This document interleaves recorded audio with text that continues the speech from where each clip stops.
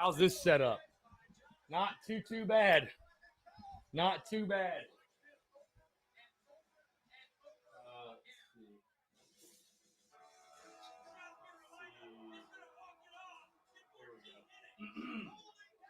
right, so we'll still do the ticker.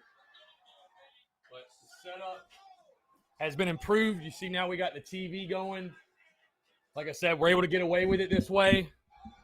So should make it a little bit more enjoyable for you guys to tune in. Brendan, lunch was fantastic. Fantastic.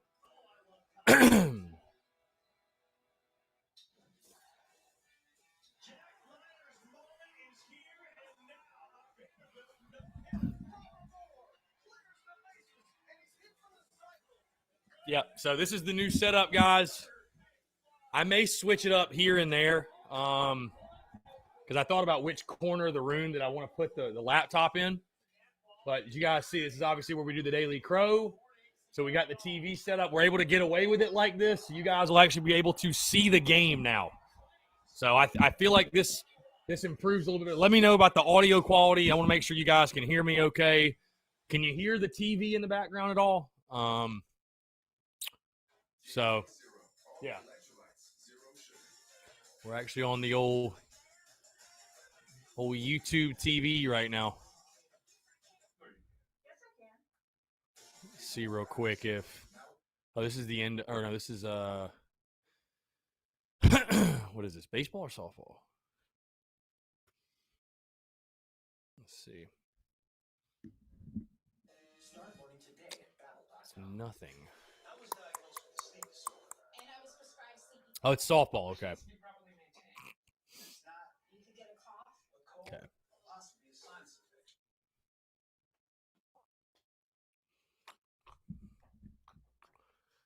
How's everybody doing?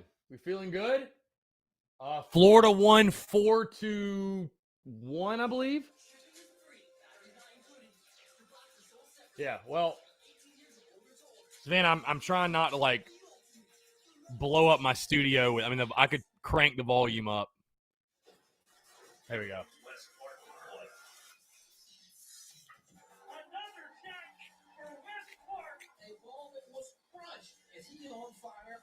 By the way, for those on YouTube, apologize if there were some issues. So apparently you can't go live on Facebook 10 minutes after your start time when you're doing a live stream. So it made me delete the stream we had scheduled and recreate it. So I apologize if that kind of threw you guys for a loop.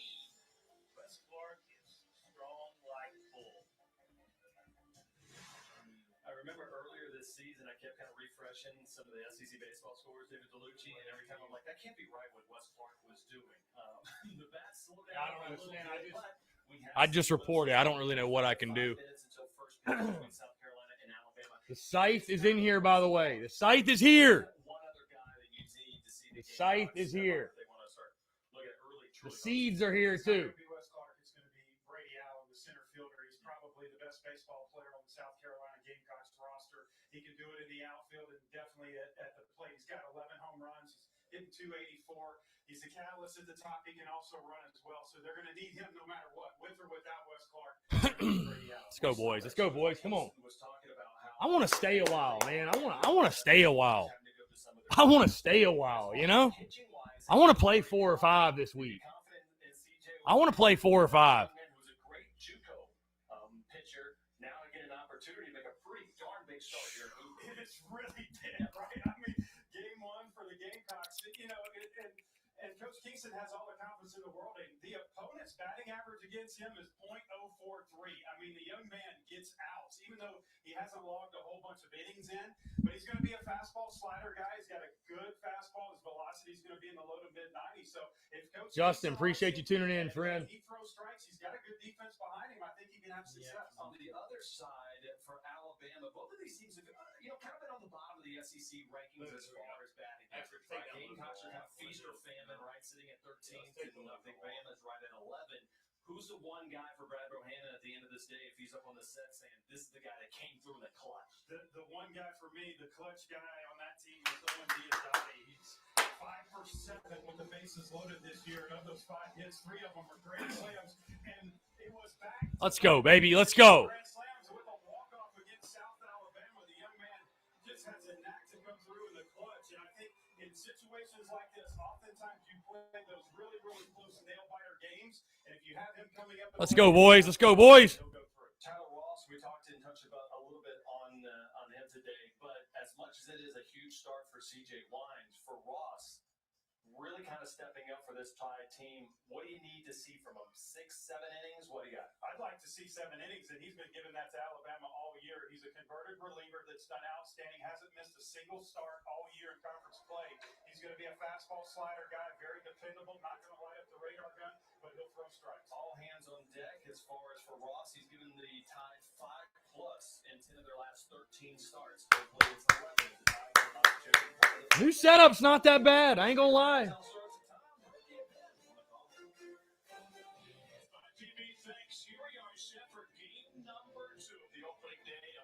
Let's go, boys. Let's go, boys.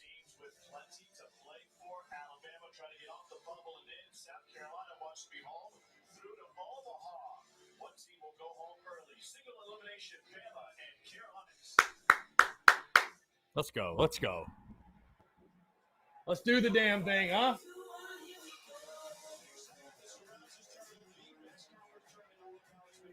Let's do the damn thing. Let's do the damn thing. Why not? Why not? You know we got them. You know we got the seeds.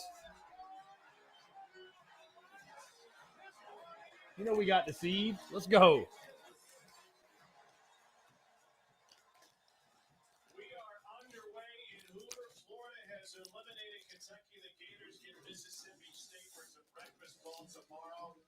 What a game that'll be. Mississippi State, Florida.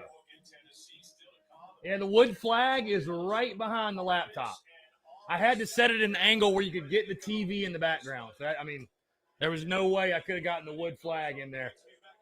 So I just figured having the TV, man, would be, you know, give us all the ability to watch together, literally. So.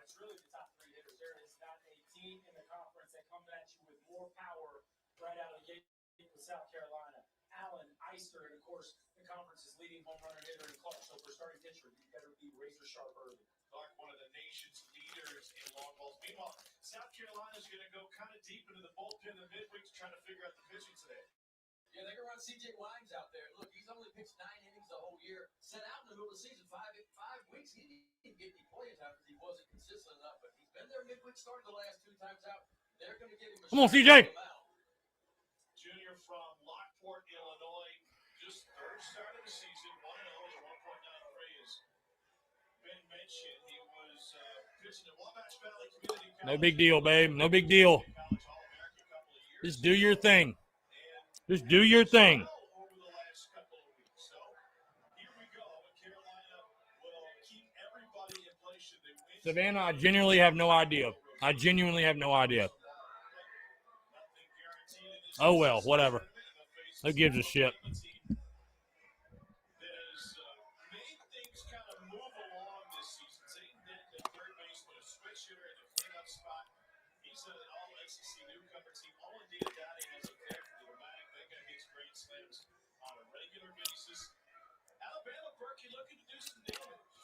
Yeah, and I tell you, you got to be very aware of his Sam Quaver in the 3-hole. The senior catcher got off to a rough start. Him and Zane did make them fantastic in the middle of that order. But 13 home runs on the season, the first team All-SEC catcher. We're going to sit back and watch this together. It's the first appearance in the SEC tournament for Alabama since 2006. We're going to sit back and watch this together. So. Mississippi State. We'll see big crowds this week. Crowds will be even larger if essentially the hometown team, Alabama, can stick around for a few years. Yeah, they need to stick around. 12 wins and Set the tone, CJ. Let's go. Come on, babe. Set the tone, babe. Set the tone. And they'll lead off with a guy who is comfortable in this building. He knows it as well as anybody. Peyton Wilson, a former quarterback. Set the tone, Siege. Just beyond the center field wall. Latest high school football games in this building. Wilson just a tick under 300 on the season with 9 home runs. He has been fantastic in conference play. What? As they come defensively. Go season. in SEC games. Look at him overall, 840 OPS. Well, CJ Wines, that's what you're going to see. A low 90s fastball, a good breaking ball, and occasional changeup. Now, he's going to eat that changeup today, I think. Make the play. A lot of left-handers in this lineup. Make it Rob. Make it Rob. That boy Rob. There you go. He's in there with George Khalil still trying to fight back from a leg injury. They hope to have Khalil back for the NCAA tournament. So Robinson making just his 6th start. Oh, the mic what? CJ Wines, you mentioned it. Coming ball back. Joseph, oh, the mic what? What are you talking about? Junior college All-American went 9-0 and had 7 saves as well in 2 years. Majoring in experimental psychology. What about the mic? Whatever that is. That's a great idea, though. I did not think about. Here's William Hamiter. Jim Bishop, who do we want to win? You must be lost. Northridge High School. Heep! That boy. First pitch strike with the fastball. Looks good so far from Wines. Here you go, baby. Pitch, kid. Have a lot of fun today. Hamiter getting the start at first. Have a lot of fun today. Shortstop in high school, rated the number 2 shortstop in the state coming out. And Wines misses away. We talked about this in game 1. As Wines gets this opportunity, a lot of times in the SEC tournament, you see guys rise to the occasion. What do you think is going through C.J. Wines' mind? I think right now, just get through the first inning. You know, I think that's his main thing. And look, while he doesn't have a lot of SEC experience on his belt, he did pitch a couple years at junior college and at a pretty high level at junior college, and he had a lot of success. That boy, good pitch. There you go. Plug in, and I think Brando had just, Mark Kingston thinks he can do the job. You know, I mean, why do you put him out there if you don't? He's going to sink it. You see it at 93. We haven't seen the breaking ball and changeup. They've been all fastballs so far. Mark Kingston Go for it, Fox. Come in. his rotation a few weeks ago. They're just trying to find something that worked. So they're reaching to the bullpen to shore it up and move some guys around, and it certainly has.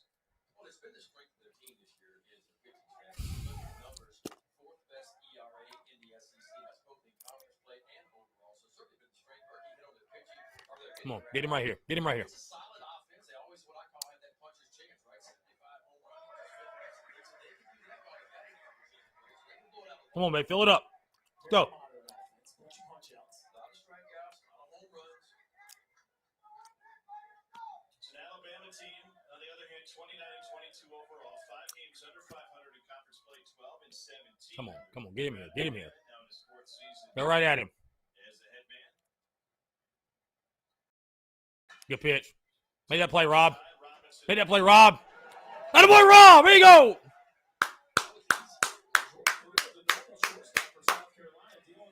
There you go. Boy, Robbie.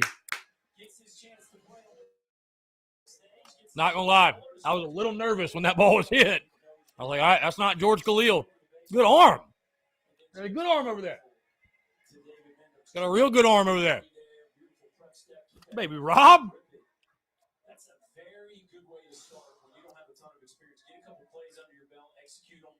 Good start there for the Gamecocks shortstop. Louisville beat Clemson 15-10. That's not a leg. The league is not a leg. No, It's the left handle. but you don't play like it. Just a blitz. How about that? Louisville beat Clemson 15-10. You go, Siege. One time, and you know it when you do it. Ryan is doing exactly what they said he would do. That's keep the ball down. He's a two-seam kind of guy. Likes to sink it. Likes to create ground. Yep. Great pitch. Great pitch. Great pitch. Turn me up, 4-5. Turn me up. Let's go. And again, this is South Carolina pitching staff that has arguably as much velo as any team in the conference, maybe besides Mississippi State. And so you know whoever they're running out there is going to have a talented arm. We go with Jordan, Carey, and Farr if they can win today after Kingston, as I mentioned, shuffled through the rotation. Yeah, Brett Carey's kind of the guy. You know, he had to go back and forth and put him in the bullpen, and he slams the door. A lot like Kevin Cox just comes in and slams it. But recently going into the weekend rotation and doing a nice job there. Yeah. Step and throw. Step and throw. There you go. What an inning. There you go. That boy Wines. What an inning. What an inning. There we go.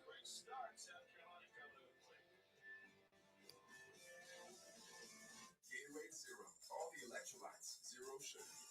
Hell yeah.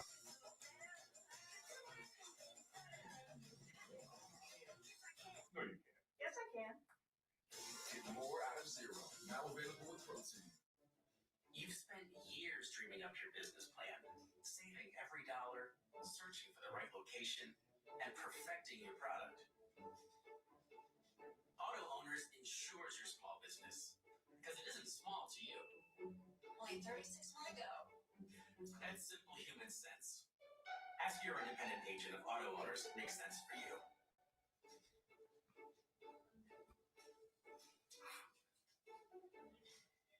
That's my face before Curology. Man, I don't miss that. Answer some questions, snap some selfies. The dermatology provider mixed the formula for my skin. My acne started disappearing. Curology changed everything. Hell of a first. Couldn't have scripted it much better than that. As far as the top. South Carolina's batting order. It's a Gamecocks team with Now you go out there, get you a crooked number, get all the momentum, get all of it. including Wes Clark, who's hit 21 long balls, tied for second in Division I. Cody Collins, what's up? How y'all liking the new setup, by the way, man? The TV in the background. This ain't bad, right? Hey, Harrison. I know you're watching. For Alabama, 6-4 with a 5.42 ERA. This will be his 14th start of the season. He's been Let's go, babe. Let's go. over the last 13 Let's get some runs indeed, man. Let's do it. banged up was the projected Friday night start. Well, that's when Tyler Ross went in. He was projected. Tyler Ross. I called him Rass. Whoop. My bad. In came Tyler Ross. He's been good. You talk about a workhorse. 7 quality starts out of those 13. 6 innings pitched, 3 earned runs or less. He's worked 5+ innings in 10 of his 13 starts. And a guy that didn't expect a whole lot out of this year to be the kind of the long guy out of the bullpen and having to hop in the weekend rotation. He has been good. He's thrown 5 innings plus in 10 of his 13 starts. Ross, a junior from Middletown, New Jersey, at a Middletown North. Same high school that gave us Stephen Baines. Come on, let's have some fun today. Let's swing it, man. Let's have some fun at the plate. Still country. Yeah, I don't know if it counts. It's just a time filler, is really what it is. Seems like Ross had a little bit of time to burn.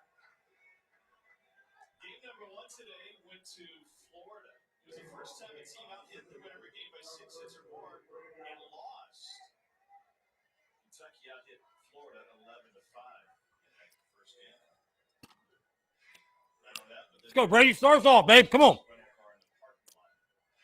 Start us off. Start us off. Hit the panic button. Let it beep a little bit. Here's Brady Allen to lead off for South Carolina. 284 average and 13 home runs. And he's driven in 42. South Carolina coming off of a hard fall series loss to Tennessee over the weekend. Or I should say Thursday to Saturday. 28th SEC tournament appearance. They won it Shit. 2000. Y'all continue to remind me. They made it to the tournament finals. No, that's up. It was interesting. To fix the banner. Prior to that Tennessee series, he said, I do still wanna run the let him direct it to been there. So try to sit down with Ray and say, what do you think? Like, the game plan for different teams is different based on what your needs are going into Selection Monday. The biggest question for Go me ball. is this ball is Burn him. Get out. God. Wow. Holy. It just felt like he was hanging up there a little bit and enough for Pinckney to get in underneath. God. the God. Wow. I mean, what are you gonna do? What are you gonna do? That's a double, maybe a triple if he doesn't finish that play. And so a big start to the ball game for the Tide defense. Bring Andrew Eister to the plate. Golly. So going back to that thought, the question is, what Could have is been a the big plan start. for Carolina this week? Could have been a Where do big they start. stand in the hosting discussion? Do they need a win today? Would a loss cost them that opportunity? Or is it all based on what other teams do throughout college baseball this week, looking specifically towards Conference USA? Well, I mean, look, they come in, if you look at the RPI 13, 4 strength, they played an unbelievable tough schedule this year, midweek and everything. And so you got to think right now they're in that hosting conversation. If they lose today, I don't know if they go out. Certainly if they win today, they're in the hosting, no doubt about that. If they lose, I think they could be. Nope, that's out. All in all, I think the body of work they've done is going to get them, for me,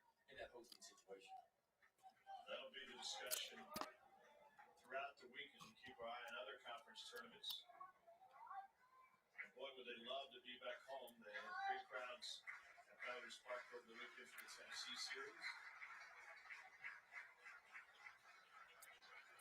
1-2 high school. And Ross beat over 94. There's some hot heat for you, and Ross can do it. Fastball backs out 95. It'll show you a 5 or 6. How about this? Good 4-seamer hit to count, rides into the top, just above the belt. And no chance for Ice to catch up to that. Gotta love they're playing his walk-up song.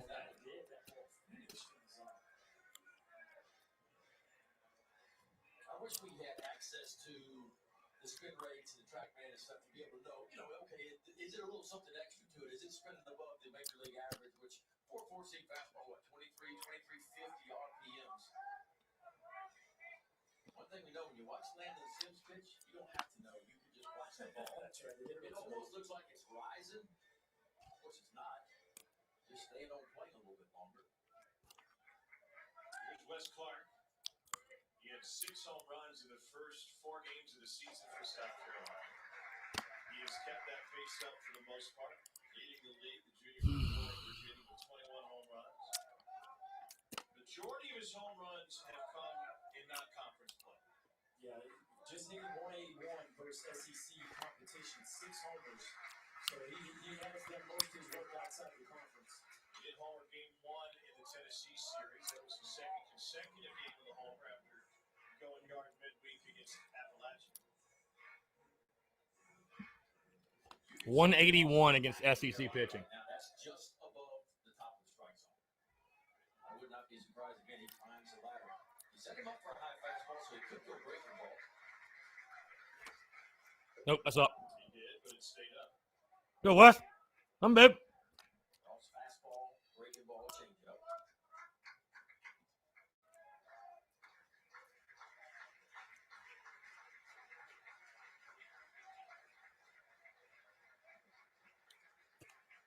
All right, I just blocked that guy that was spamming the chat, by the way.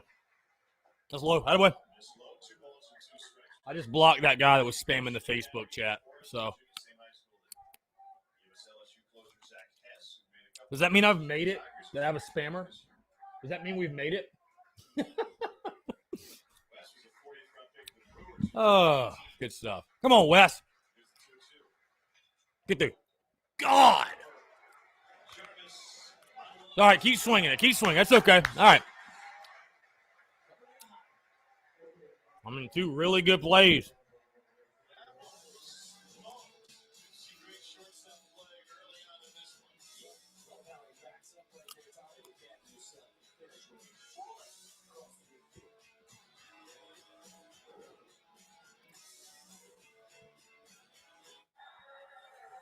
Just keep swinging it. Just keep swinging it. We'll hit this guy.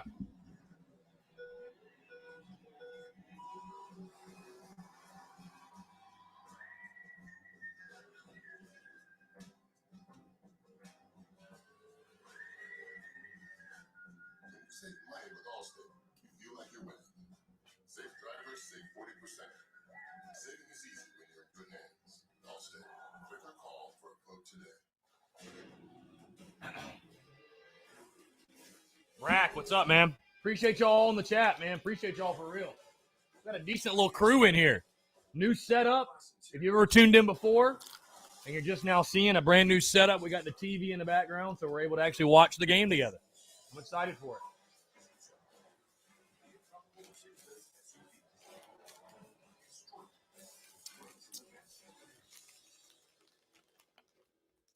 We, the people of Johnsonville, being an American family-owned company since 1945, wish to challenge a national tradition. Burgers and hot dogs? We think it should be burgers and sausage, where hot dogs don't always taste the same. We make our sausage with 100% premium pork in dozens of full, juicy flavors. And isn't delicious variety the best part of Toledo? So grill up some Johnsonville, America, because you can't even spell sausage without USA. CJ Wines out for his second inning of work. First inning was really good. Had his 2-seamer going. Gets a ground ball to shortstop.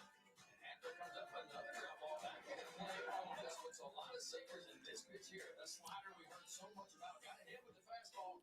Finished with the slider. So a really good start for CJ Wines. Experimental psychology, right? Mm-hmm. This is major junior college. Here you go, Siege. Keep filling it up, baby. Let's go. Come on, babe. Pitch all day long. Pitch all day long. Come on. And he was brought in to be the back part of the bullpen for the Gamecocks. Of course, came out of junior college and just didn't pitch well early. And had a stretch of 5 or 6 weeks where he never touched the ball. How do you even prepare then to be used later in the year? I just think you got to get you working on your own. You know, you go to your bullpen, you got to keep your arm in shape. And then what I want to know, what I'd like to talk to coaches about is when did you decide to run him out there for the midweek stuff? Was it the struggle with your own midweek guys you were used? They said, hey, I got to try somebody else. So Wines comes in, he gets a couple of midweek starts and then impressed. I mean, you're concerned about the numbers, 9 walks, which you like the strikeouts, 11 strikeouts. But what really jumps at you, he's only given up 1 hit. Come on, CJ. 9 to 30 each pitch. Zane Denton had 3-0. You see if the experimental psychology will bring Wines back into this one for a 4-pitch walk. And Owen Diodati coming up. This is the guy who can do some damage. Diodati's got 11 home runs on the season. Come on, babe. Fill it up. Fill it up. Fill it up. Come on. Sophomore from Niagara Falls, Ontario.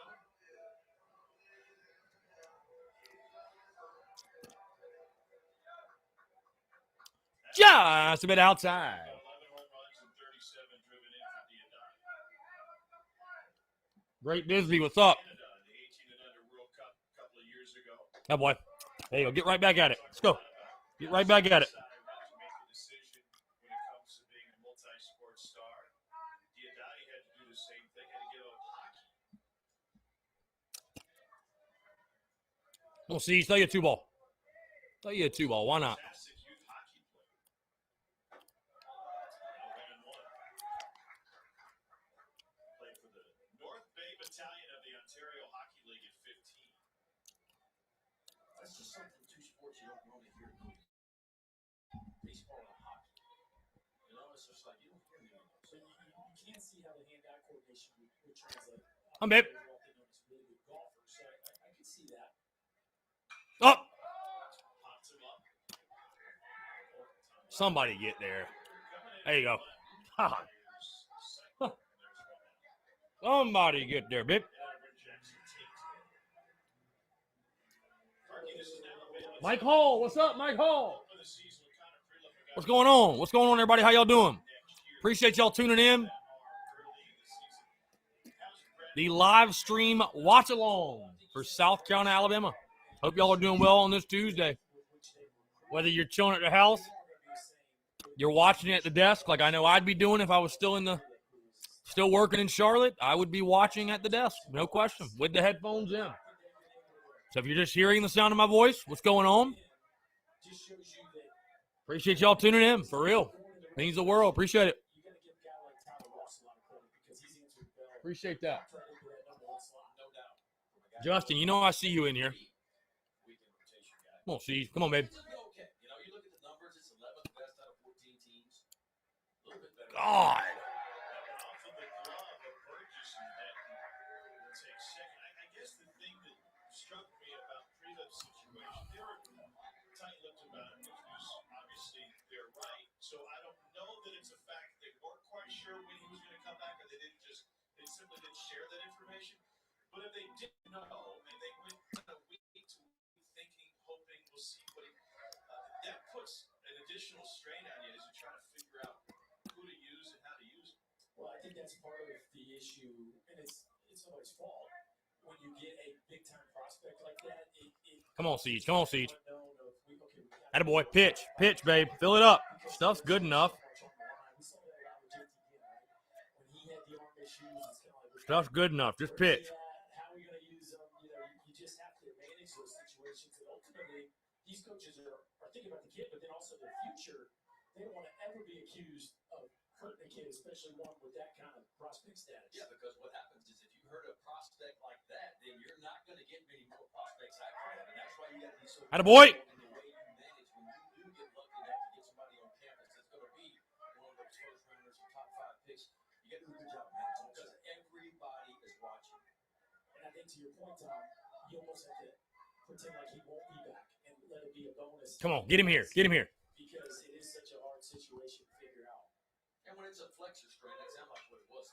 All right, way to go, Adam. Way to go, Adam. Right in this area right here is where it's at. And so it's near where you worry about, but it's on top of that. And, that's a pretty common flex. But flexors take a while to come back. When you get that extension, especially when you go in two singles, you're rolling over is when you really feel it in that flexor area. So it just takes a while to come back from that. 2 balls and 2 strikes to Jackson Tate out of Montgomery. Came to Tuscaloosa by way of Lawson State Community Break him College. off. Break him off. God dang it, dude. If you actually start that in the zone, you get him. If you start that in the zone, you get him. Jaden Hill, who's potentially over at LSU, going to be a top 10 pick. We've lost some big time guys. And Jackson Lee, who people don't know that name, but Jackson Come on, Lee Siege. is going to be Tennessee's number 1. I'd throw it again. I'd throw it for a strike, though. I'd throw it again. It's across the board, too, because it's in Major League Baseball. Hip! See ya! Never mind. I'm an idiot. Just throw a fastball. I'm an idiot. Just throw the fastball. Just paint a fastball. Don't listen to me. That's just filthy, bro. You have no chance there. Pure filth.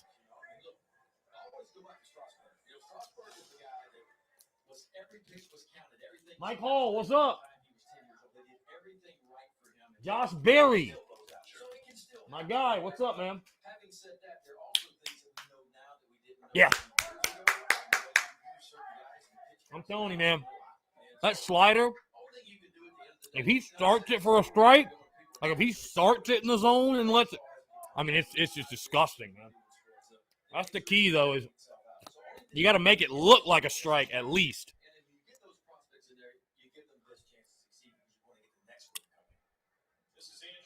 I mean, that's filthy. He didn't swing at it or get the call, but that's filthy, bro. That's tough to lay off. That's really tough for a guy to lay off.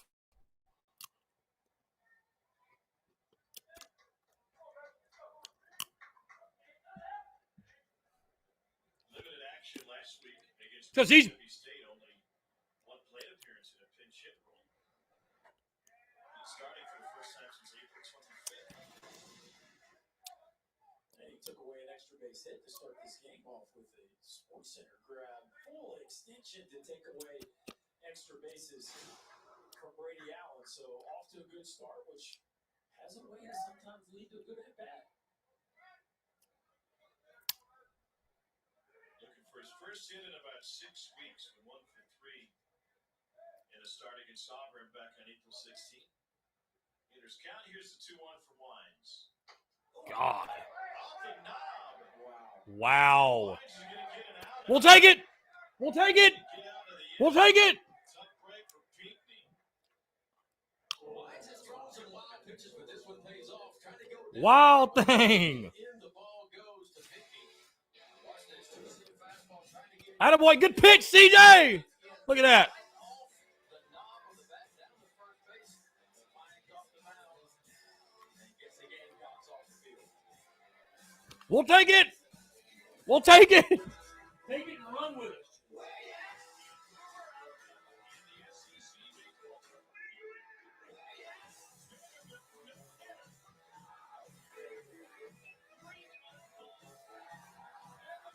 Take it and run with it. Take it and run with it.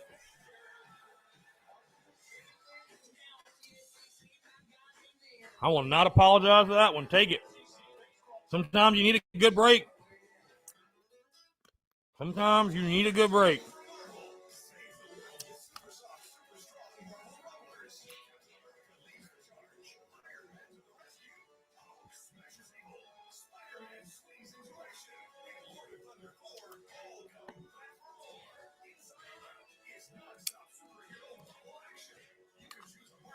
I feel like a little kid again, watching Saturday cartoons with these commercials. These like toy commercials or whatever.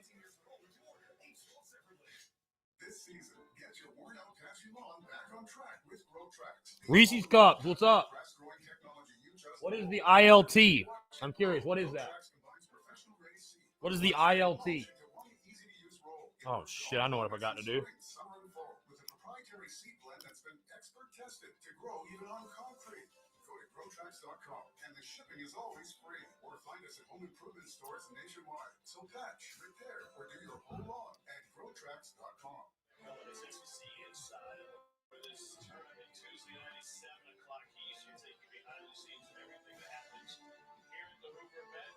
Sights and sounds from the semis and the championship game right here on the SEC Network. Also streaming live on the ESPN app, so you can watch from any. I think my idea for the next great SEC Network show will just be behind the scenes in the booth. Like, I just want a camera and microphones with YouTube. And this ball's written to Yeah. the right field. First Yeah, that's down. That's down. Get on 2. Go! God, Seidler's just cruising in a second. Attaboy, 1-2. That may be sight. I agree completely. I think that's a case of a hitter kind of settling for a double and an opportunity where he really could have gotten 3. I was going to say, how is he not on third? Once this happens right here, there is no doubt he could have gotten 3 for his and you got to miss part. I saw the second one. I mean, the first one kicks by him when the ball grabbed. The second one, he just kind of Cadillac in the second. So here's Brandon Wimmer, and he'll get the bunt down, but it goes foul. Oh, my God. Here we go again. You know what? At least he didn't bunt it straight back to the pitcher. I can appreciate that. At least that first one, hey, try to get it down the line. I'm cool with that. Communication going on, such an important thing, and that ball's kind of behind you in right center field. Pick up your third base coach and you trust his eyes. So that's who's really kind of making that decision for you. Do a job, 3. Do a job. Let's go. He could have taken it on his own. Swing and a miss, nothing at 2 now with Wimmer. Mentioned the tough schedule that South Carolina has played. Face off 5 of the top 5 teams, including a trip to Boston to take on the Longhorns early in the season. It was that series where the South Carolina coaching staff got to look at what Texas does defensively. God. And I got an opportunity for Wimmer, who's versatile. He was playing in the outfield as a sophomore from UConn, Oklahoma. Did a chance in middle infield. Built very similar to Ryan Ritter, the shortstop we just saw from University of Kentucky. Come on, Wim. Do a job. Come on. Shortstop for Arkansas, kind of a longer, rangier infielder, and he has really done a nice job since they brought him in to play second base. With a battle, with a fight. Oklahoma is known for it.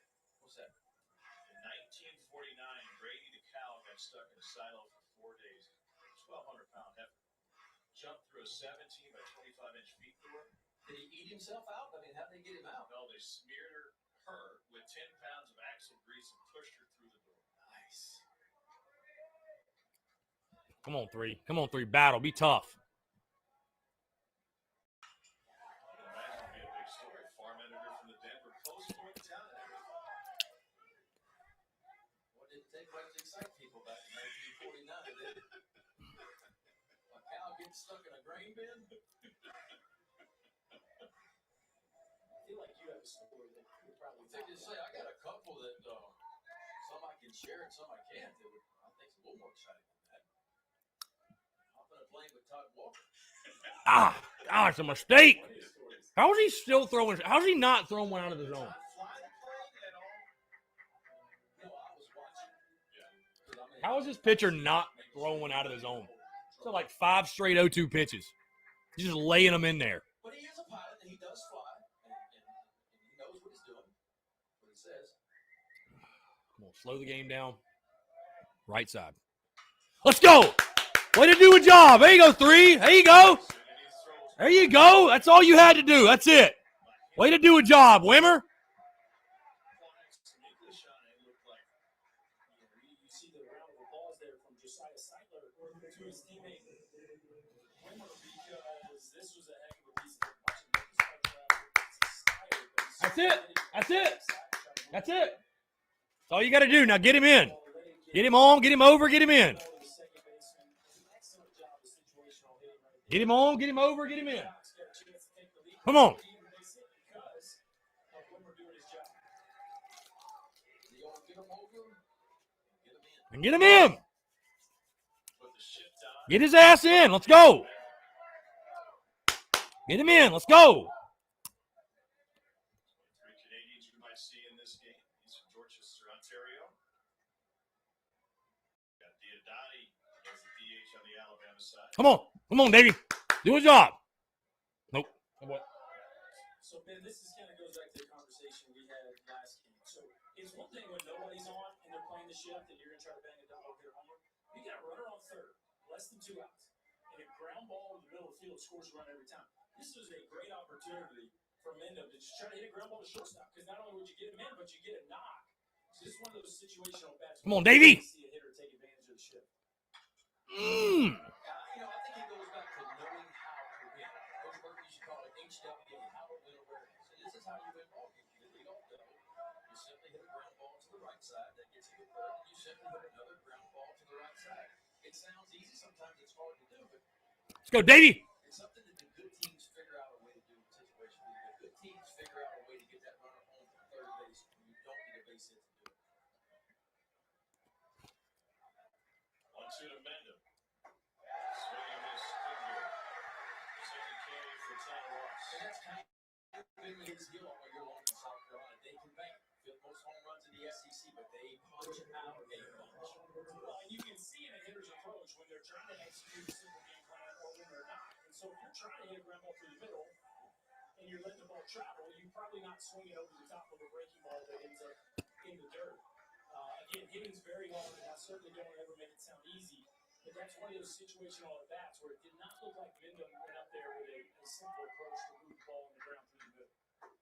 There's Connor Burgess with the runner at 32 down. Let's give Tyler Ross a little credit, too, though. Makes a big-time breaking ball pitch. He knew the situation, too. And he was thinking, all right, I may give up a run here, but when I get to 2 strikes, I'm going to try to land my best breaking ball. And he did that with 3 strikeouts. Burgess pops it up in foul territory. Hammer. Man. There's the city.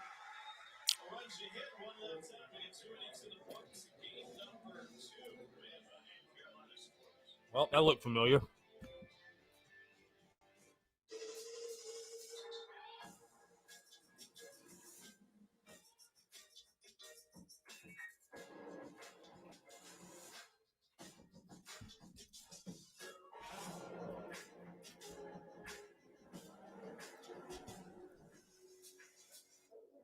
The 2021 GLA SUV, starting at just $36,230. It's the biggest thing that ever happened to small. Gatorade Zero, all the electrolytes, zero sugar. No, you can't.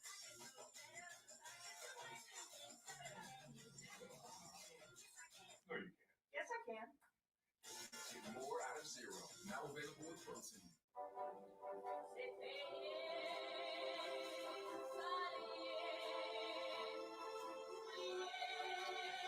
Smooth driving pays off. Sitting is easy when you're in good hands. Allstate. Click or call for a quote today.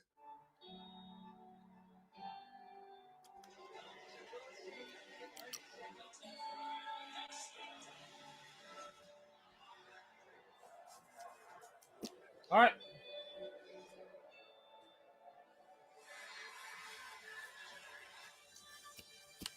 Yeah, this is supposedly, I think this is their best arm.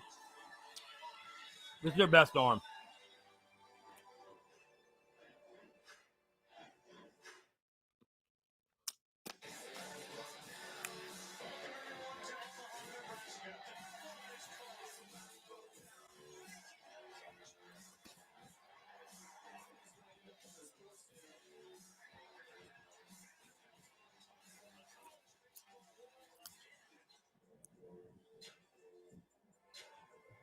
College World Series starts Saturday, June 19th. Beijing, the defending national champs. SEC down Monday. Oh, Special happens after the special. shit, man. Break down all the SEC teams and review the upcoming God. regionals. How many hosts will the SEC have? So definitely 6, maybe 7. You Come on, Siege. Keep throwing up zeros. Just give us a chance. Give us a chance to catch up. Give our offense a chance. Pitch low away to Jim Jarvis to lead off the third. It'd be interesting to see with Florida. Okay, so they've got 18 conferences. Let's say they make a run in this thing, win a couple more, and they get to like 20. It'd be interesting, would the committee allow, and not that there's a huge difference between being 8 and 9, but you control your home field if you win out, right? Would the committee That boy Wham. Nice stab at it. Babe. Good play. Nice play. Nice play. Babe. That boy. Baseball has as of this morning. I think there's an interesting conversation we had between Florida and South Carolina. Gamecocks swept the Gators. Finishes the game behind them in the Guys running out the bullpen. certainly a fair point. I would say that was, while that was a loud sweep, it was a while ago. well, are we judging based on the resume, or is it just what you've done in the last 10 days? That's what I'm wondering. What you do later, does that not carry more weight than what you did earlier? Do you think in the grand scheme of things it's all, if you won 16 games, you won 16 games. I don't care where you won or when you won. Yeah, to me, the difference would be if you put a bunch of hay in the barn early and then you lost 3 key players. Well, then you're obviously not the same team. Right. But I just think no matter the sport, you judge a team based on its entire resume. Sample size is small enough anyway. Because Florida won 5 of their last 6 SEC series. And you look at South Carolina, and they lost 4 of their last 5 SEC series. So if it carries more weight, the way you're trending,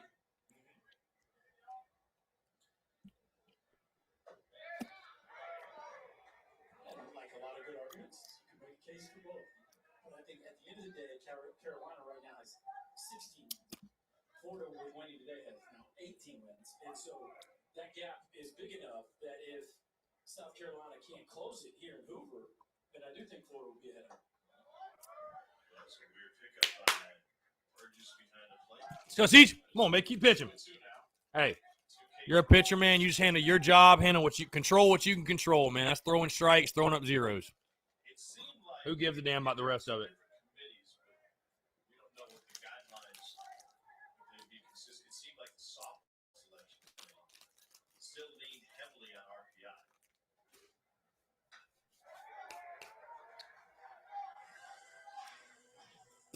So that would certainly be good news for a lot of these SEC teams. Definitely for South Carolina. And of course, they're getting, they played Texas, albeit they lost by 4. They played Texas at Texas. They played 3 against Clemson. and their defense, I mean, they played Arkansas, Ole Miss, Mississippi State, and Tennessee that stretch. That's 4 pretty good teams. That one got away from Burgess. Oh. To reach on the strikeout. Second strikeout is the second time Wines has missed his catcher with a K.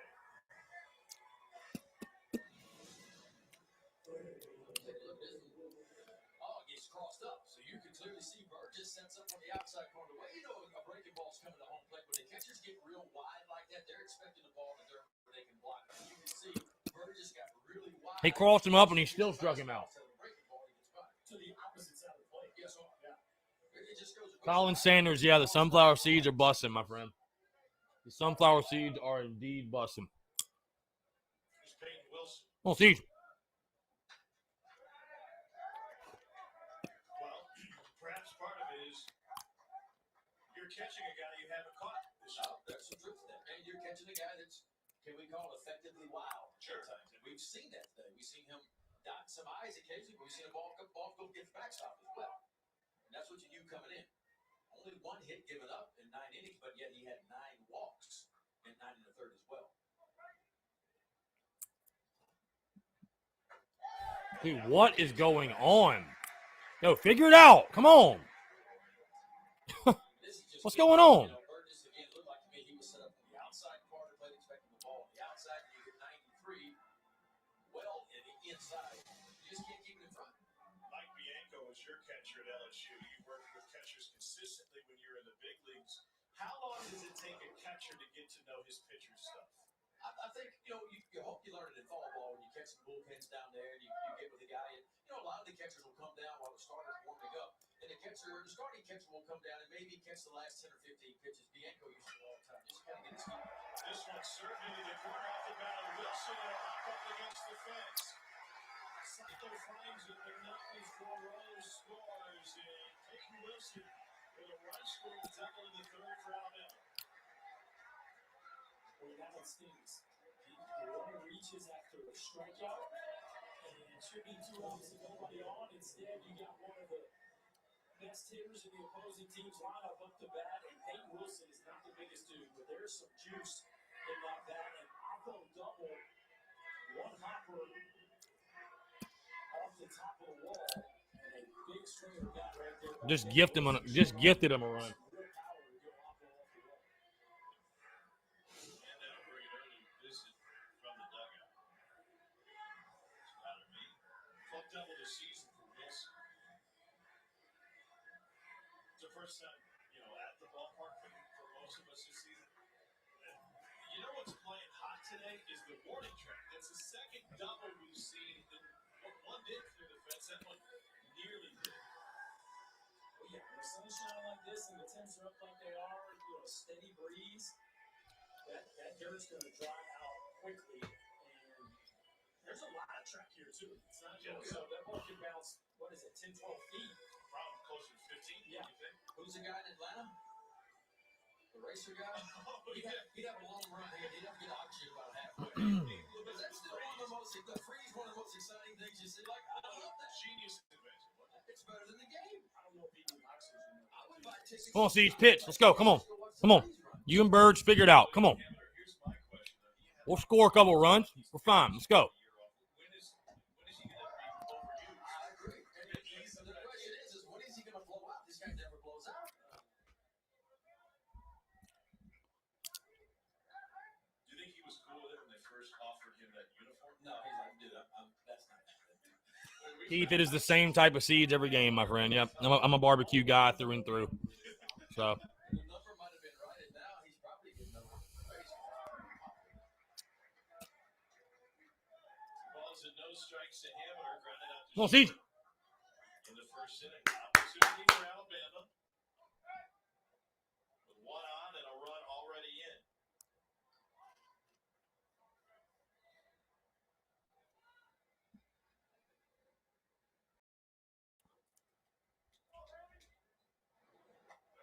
All right. The effectively wild descriptor is apt, but I wonder how much longer the effective part is going to be applicable. Well, we got, it looks like a little bit of action down in the bullpen now, so. For South Carolina.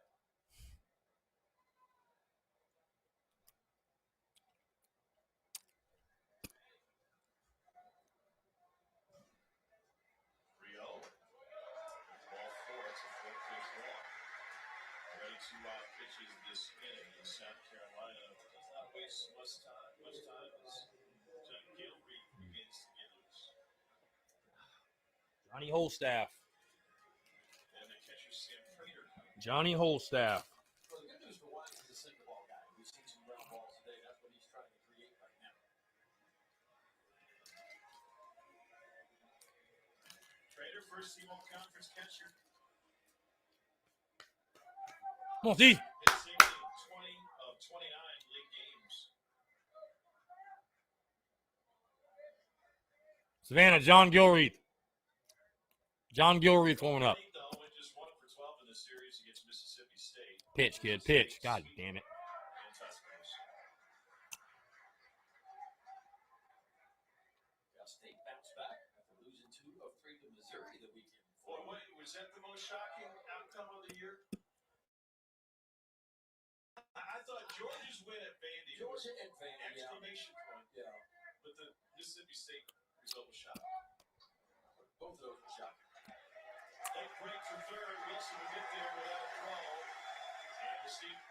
It's likely another wild pitch. I don't think he broke it until the ball was in the dirt. No, it's a good read. Dirt ball read. Saw the ball kick away. Burgess goes to block. This is a breaking ball down. Blocks. Keeps it in front, but it squirts a little bit towards first base. But a nice read by Baker Wilson. Wilson takes an extra 90 feet. 3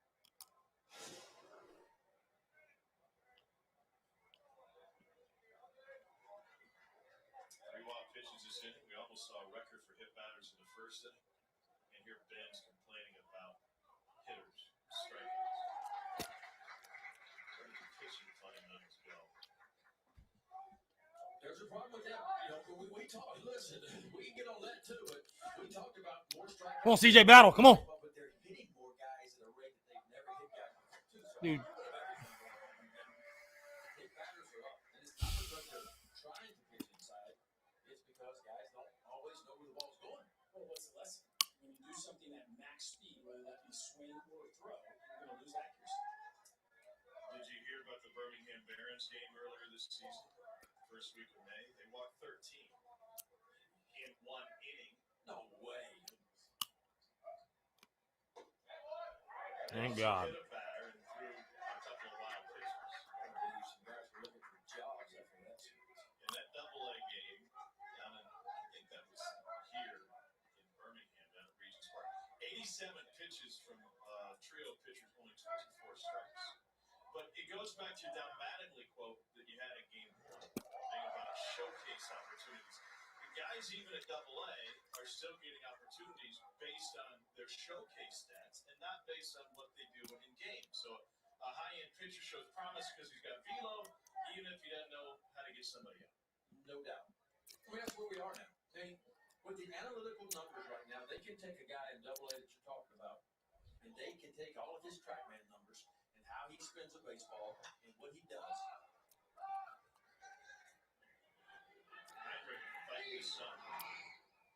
Okay, and then they Atta boy. put that into a system. Needed that bad. Major league hitters and what they hit against those spin rates and balls in those situations, they can almost tell you identically what his ERA will be. Needed that bad. Atta boy, CJ. That's where it is now.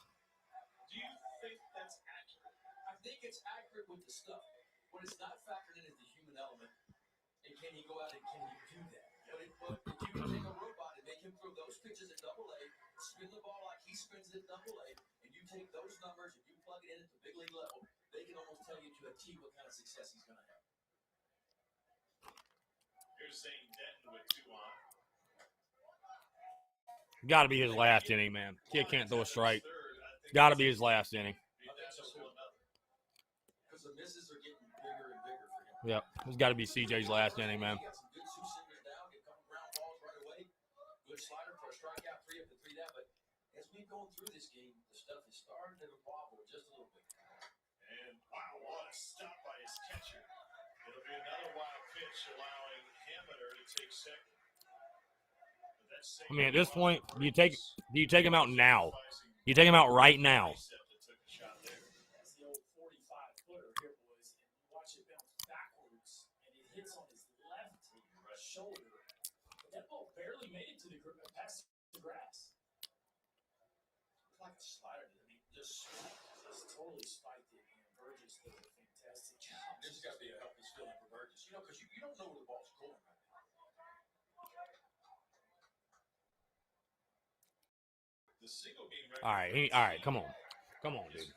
Just give him the intentional walk and change pitchers. Just give him the intentional walk and change pitchers, man. What are we at here? 1, 2, 3, 4, 5. That's one thing Mark Kingston put his own. Really don't. This has got to be his last guy, bro. Yeah, they're gonna put him on and SEC tournament record.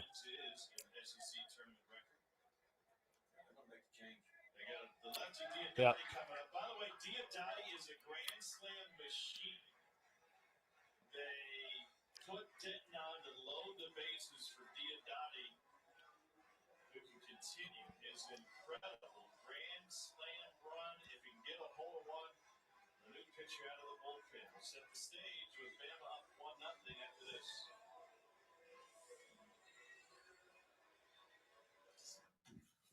It's gonna smell like grilling out there, America. Hamburgers and hot dogs mostly. At Johnsonville, that breaks our hearts. Because I'll tell you this: you get out of this inning giving up just 1 run, you feel like you escaped death a little bit. Honestly, I mean, as crazy as it sounds, you feel like you cheated death. mix it up, builders, and throw on some Johnsonville sausage, because freedom is delicious. You've spent years dreaming up your business plan. Yeah, Wines is done, Phil. Wines is done. Searching for the right location and perfecting What is coaching bearing right now, Tommy? I mean, they pulled him. What do you want him to do? ensures your small business. 'Cause it isn't I didn't expect him to throw foul wild pitches. Shit, I mean, That's simple human sense. Ask your independent agent of auto owners makes sense for you.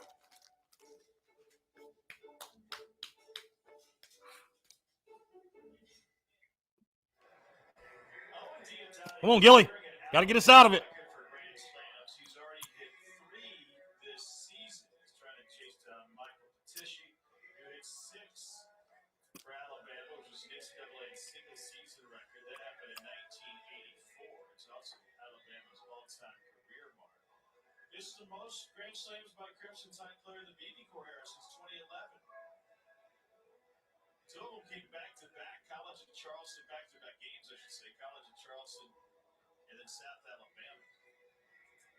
He is 5 for 7 with the bases loaded this season. 3 of those leaving the yard.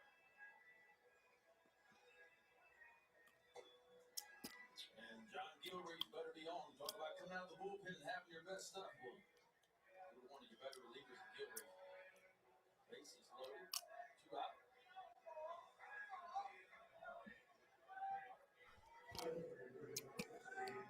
Really well making his 16th appearance. 18 punch-outs was really good. 13 walks, a little bit on the high side. Phil, what's up, man? What's up? We will wait for a moment as South Carolina will send a couple more folks out to the bullpen.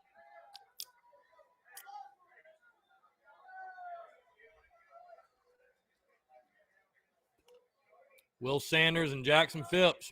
Wimmer playing in the outfield. Come on, Gilly. Got to come out the pen throwing strikes. Diodati, the pitch. 1-0.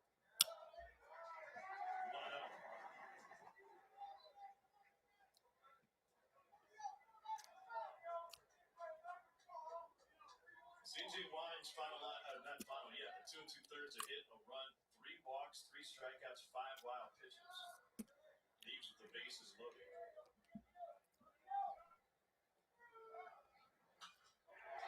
And the right center field, little flare's going to drop 1 run. Here comes the second. Hamilton will score. And it's a 2-run loop single from Owen Diodati.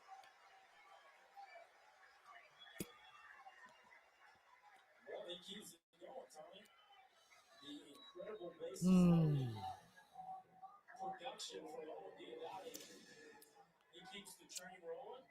Not exactly a work of art, but keeps the barrel moving forward. Doesn't flip over the top of that one. Just dumps it into shallow right center field. See him release that top hand. That's a move hitters will make to prevent the rollover when they're feeling a little bit out in front. So a really nice job right there by Diodati as the Tide extend their lead to 3. Now 6 for 8 with the bases loaded this season. Oh, boy. Off the edge for a first pitch strike to Jackson Tate.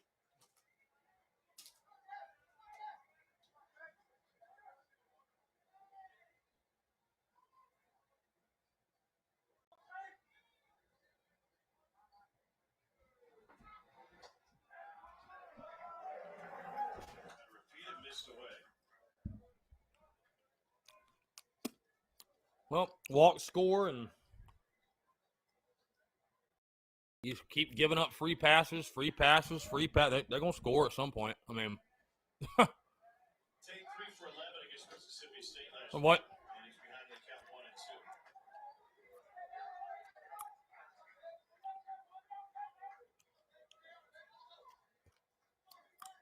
20th start of the season today.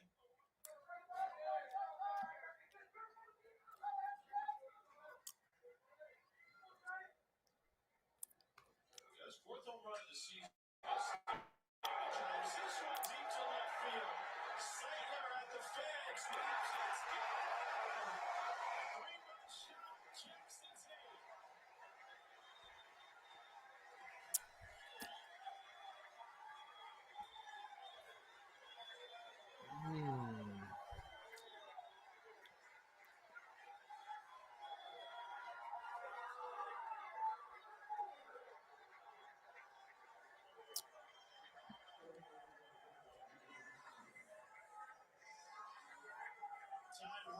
send 9 to the plate here in the third. What you call this in the spot? 1 ball, 2 strike count. Work so hard to get ahead, when you finish, you make a pitch to get out of it. Remember, all this started when Caden Rhodes struck out. You get crossed up. That would led to the second out, and you got a double and a walk, and then the next guy flew out. So technically, should be no runs on the scoreboard. And instead, there's a 6 spot. 0-2 to Pinckney.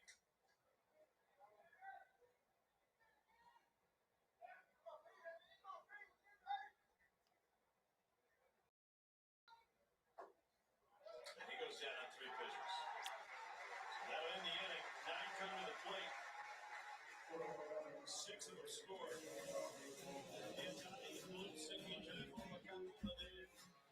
This is a Jackson Tater.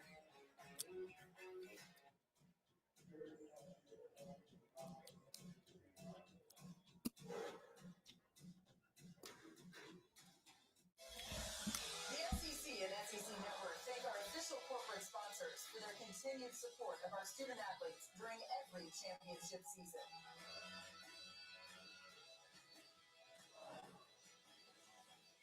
Super tiny ruby bubble. Now there's black in comic. All right. Well, I mean, if the game's over, if you think the game's over, just cut it off. I don't know. Less than ideal. Oh, man.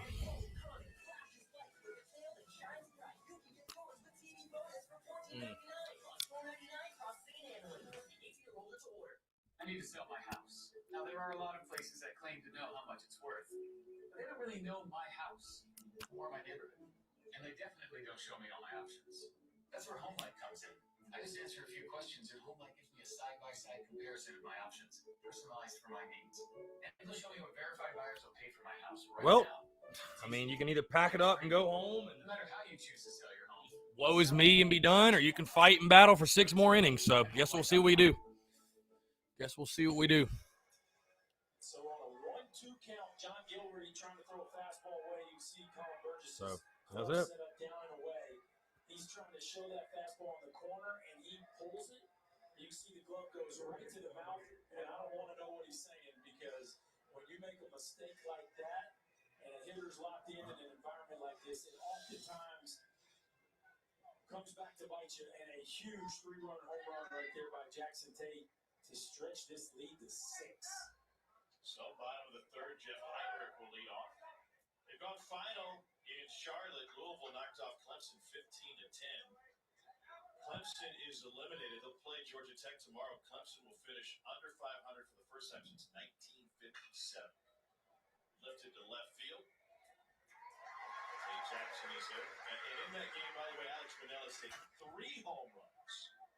3 of the 11 in the game hit by Louisville.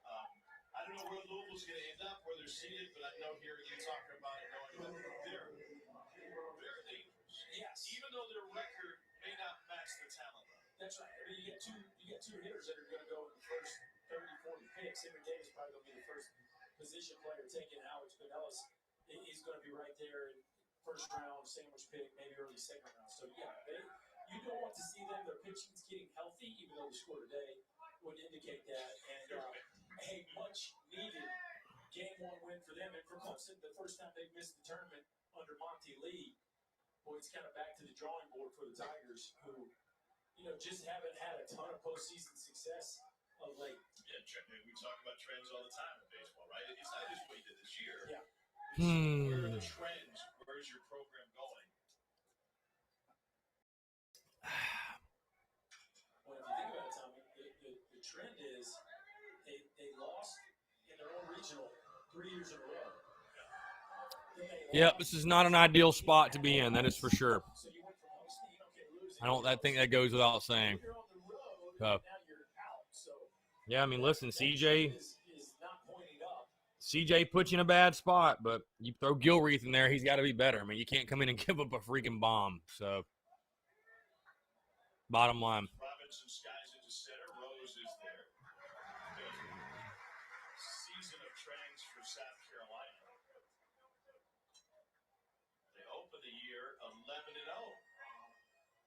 lost 6. And they won their next 6, included a sweep against Florida. Then they lost 5 of 6.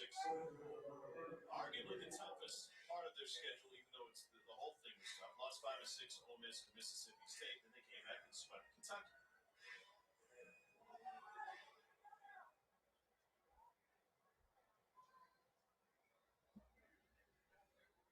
Brady Allen 0 for 1. Boy, Brady. Nice piece, Brady. Hey, boy. Nice job. Nice job. That ball was scorched. Where's our execute? Come on, this is going to be 108. He put a dent in this one, just a rocket right over the shortstop Jarvis's head. And Brady Allen, We got to fight. We got to fight. a A lot of baseball left. We got to fight. stretches that to 2. As South Carolina Got to fight. has to bounce back after giving up a 6 spot in the top half of this inning. Yeah, going back to Carolina, if I remember South Carolina, if I remember they got swept by Texas, they come home, they lose their midweek game. Kumar punches out 14 in game 1, they lose. Jack Leiter throws a no-hitter. They're behind in the 6th inning, fixing to get swept by Vanderbilt, but yet find a way to come back. And that's really what turned their season around. They came back and they win game 3 against Vanderbilt, and they went on a really good run. They won 4 straight weekends. They kind of got going again. They knocked out the swept Florida, beat Georgia, Missouri, and LSU.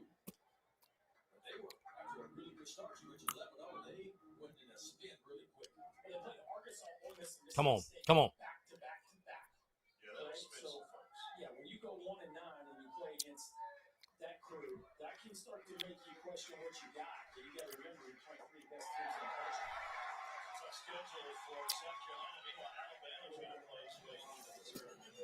Their starting camp for Santa Rosa. We'll break it down. Mark Kingston said, when we return. Gatorade Zero. All the electrolytes. Zero sugar.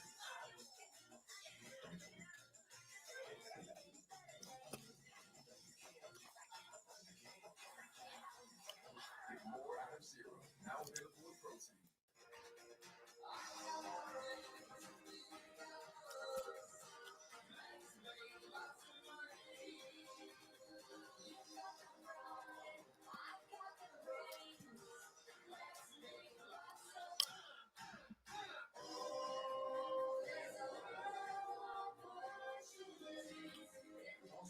Drivers who switch save over $700. Saving is easy when you're in good hands. Allstate, let their call to switch today. That's my face before Geology. Man, Geology was straight up simple. Alright, 1 bottle? This is already easier. I put it on before bed and it just does its thing. I like Andrew Eister as a hitter, man, but he has taken some awful swings. Some terrible swings. Alabama on top 6-0 as we move to the 4th. I'm Mark McDonald, joined now by South Carolina head coach Mark Kingston. Mark, thanks for your time. We appreciate it. We were talking last week before the Tennessee series.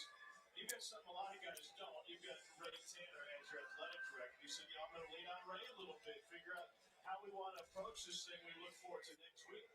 What was the decision? What do you think is the proper approach coming into this game? Well, we're banged up a little bit, as you can see, so the plan was to make sure that our weekend rotation is good to go for next week. We had a lot of confidence in CJ and expected him to do really well today, and then he was for a little bit until he just lost a little bit of that command. But we're going to do everything we can to win this game, but also keep an eye on next week as well. Mark, this time of year, there's so much conversation about who's in, who's out, who's hosting. What would you say your case is from a program standpoint to be one of those 16 host sites? Well, all you have to do is look at the metrics. Top 15 RPI, top 2 strength schedule.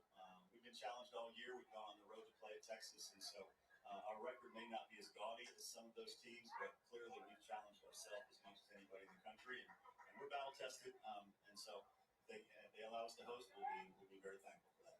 Mark, before we let you go, I just want to follow up with that scheduling point of view. Here's a plug that goes foul. Did playing that schedule, including the trip to Texas, did that make your program better? I think so. Again, it shows your team that you have the confidence to go anywhere and play anybody. We also had Mercer, and we played Clemson non-conference too. So you want to get the best players, you want to play in the best league, and you want to play the best schedule you can. So it all works together. Thanks so much for your time. We appreciate it. All right, thanks, guys. Mark Kingston, head coach of the Gamecocks. And I think that last point is something that a lot of people don't realize. You play against great competition, you're going to get better even if the record doesn't reflect. Absolutely. You know, and he could have played. All right, Keith. See you later, bud. He found Texas a really good ball club. Yeah, Jaden, we got to throw up zeros the rest of the game. No question. Let the offense catch up.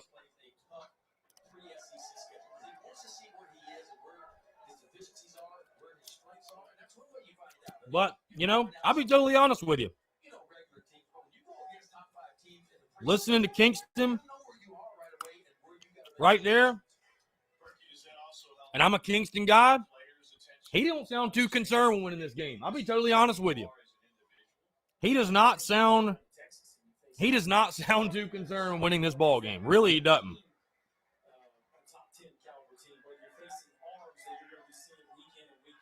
So,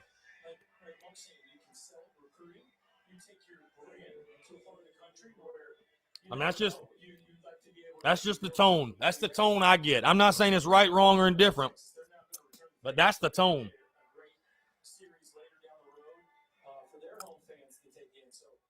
I'm a big fan of it. Obviously, you know, you also want to have your guys feeling good going into conference play too. So there's a balance there. But I love the big pre-conference marquee series. Is Caden Rose digs in? Is Texas going to South Carolina next year?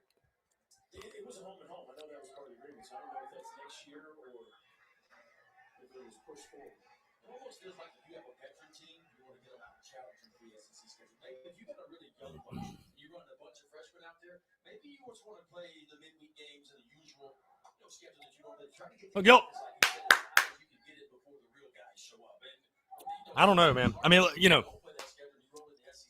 I want to win. I want to win every game we play. I don't like that messaging. I don't love that messaging.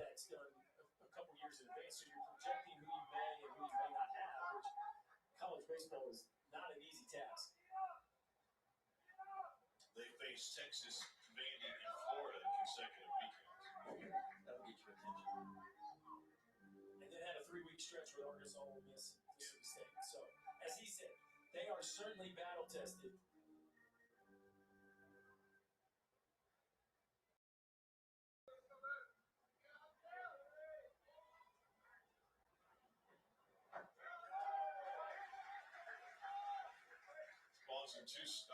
Three balls and 2 strikes to Caden Rose.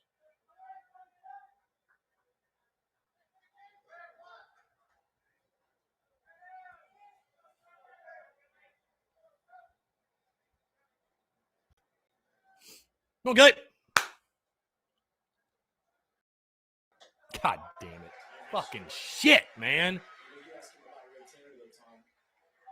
is helpful for the coach coming into an event like this where your fan base is probably wanting you to stay. I mean, it's fucking 0-2, man. Against the other SEC schools. Yet you have an AD that won a national championship doing very little in this tournament. So he understands this philosophy. Jenna Webster, yeah, the regionals don't start till next weekend. So we'd have a week and a half to chill. Get healthy, get rested. Let's fire all our bullets next weekend. And that's, I think that's very helpful when you come decision time to make some of these not always black and white decisions come tournament time. There's Peyton Wilson with a double to left field his last time up.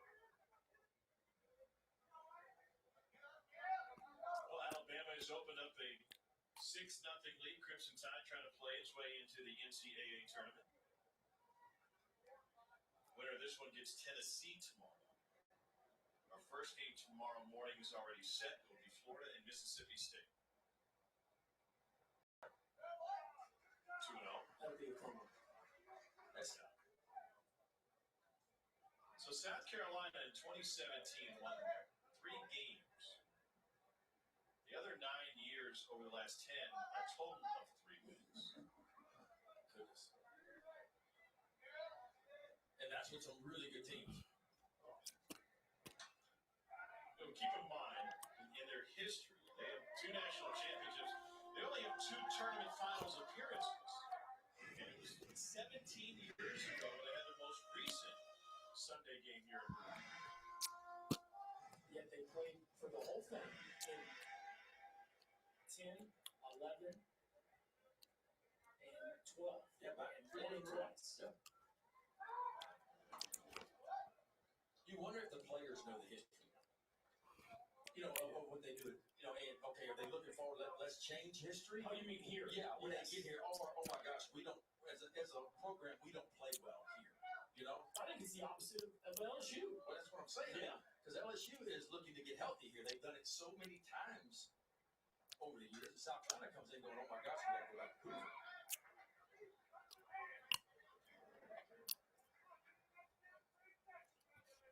Let me throw this one at you. This is, South Carolina and Arkansas, opposite ends of the geographical spectrum to make it here to Hoover.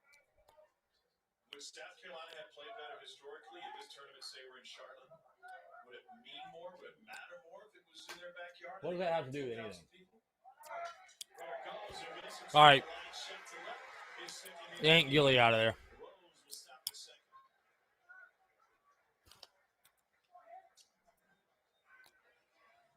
Looks like Rose off and running, hit and run. I don't know why he didn't up to third. It almost looked like he fell down. It slipped down at the last second because he should be standing at third base. You can tell he's frustrated about it. That's a ball that kid that can run like Caden Rose should easily be going to third. He just blows a tire, stepped on the backside of the bag, and you go over that with your boys back in the day base running practice, didn't you? You got to hit the front inside part of the bag. Which is something new they're throwing at the minor league level. A little bit bigger base, a little bit shorter base. So you don't have as many collisions around. And it's got some stuff on top of it. You see guys, Trey Morgan running down the line at LSU a few weeks ago, step on the top of the bag where he shouldn't have. They put some. He's on the outside, backside of the base, and that will cause you to lose your balance. They put some rough stuff on the top of the bag to try to prevent guys from slipping like that. How do they just tell them not to step on top? Well, that would be the ideal thing. They do. And you can tell he's frustrated. That's not an accident. Sometimes you trip. It happens. But that was a technique issue, and maybe he got caught looking at the baseball, right? As opposed to just that glance of picking up the inside part of the bag. And well, that changed the complexion of this inning. First and second as opposed to first and third, maybe even second and third if he goes through there. Well, Bama has a comfortable 6-run advantage, and they're already 3 deep into the South Carolina staff. It'll be Daniel Lloyd, the new pitcher out of the Gamecocks bullpen, to cover his story when we return. Gatorade Zero. All the electrolytes, zero sugar.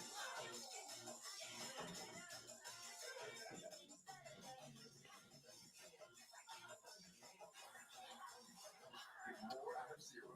Now available with protein. You call your agent with a simple question, only to get sent to voicemail again.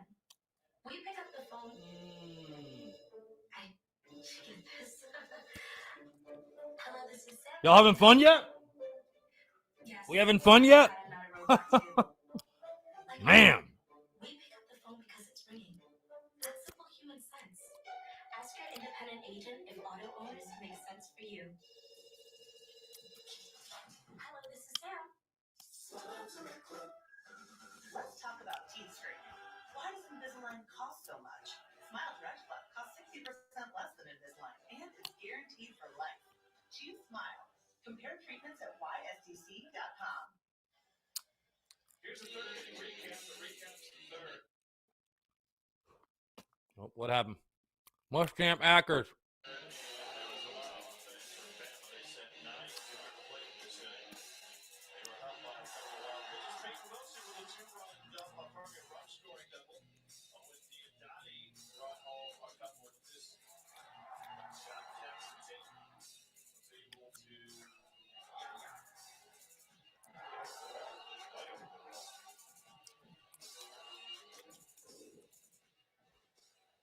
So here we are, Daniel Lloyd, the newest pitcher for South Carolina, 21st appearance in the ERA of 3.5.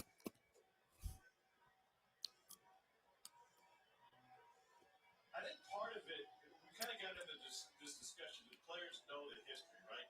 LSU players know the history because it's a positive history. Maybe others, and I'm not going to pin this on South Carolina or other teams that haven't historically performed well here but have in the postseason. where we just don't take it as serious. Like, it's okay. We're just going there to fine tune, to get healthy. We're getting ready for next week. And if the message wasn't delivered before, if you lose the game 6-0, you get on the butt, then certainly the message is delivered. You get off the practice field on Monday. I'm just a big momentum guy.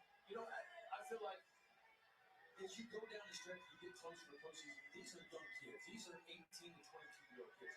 It's hard. They're not big leaguers. Big leaguers have a light switch they can flip on and they can go when the bright lights come on. Sometimes when you shut the engine down, sometimes you can't crank that engine back up and get going again. I think if you're Dave Van Horn, you're not coming this thing going, okay, yeah, we won every SEC series. We got a lot. I think he I get it, man. Yeah. now, he may say, oh, it's not a big deal to win it, but he needs to go and at least have a 2-2 type showing or 3-2 or whatever. You know, have a good show to keep that momentum. The only thing that sucks about this is Hunter swings at the first pitch, bats it to right. not feeling the comment. Walls will score from second. And Hamler goes head first into the bag. 7-0 Bama. Bama is playing with the gas pedal down. We saw Dave Rose blow out. But William Hamler certainly didn't blow out running around first base. He gets a fast. I got the wrong inning in there, though. Something just sitting right there on the inner third of the plate and smokes it into right field. And he never even thinks about it. He rips that ball to right, and he will run right in the face of Andrew Eister. Right there, right in his face. Just ran right on him. You got to love the aggressive nature which Bam is playing in this one. And feel in. First pitch to Sam Prater is going to start that part of that. Berkey's, he saw where Eicher was looking. The throw was going to come in. Home cutoff man to the right side. Yeah. But the important thing was is that he kept his speed up and gave himself a chance to make that read as opposed to just cruising into first with an RBI knock. He wanted more. He was hunting more. And that's a huge part of taking advantage of what the defense gives you as a base runner. Already 7-0. Prater is ahead to count 2-0.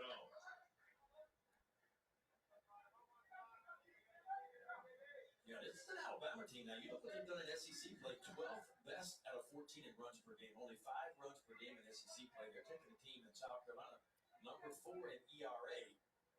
Already 7 runs, 5 hits.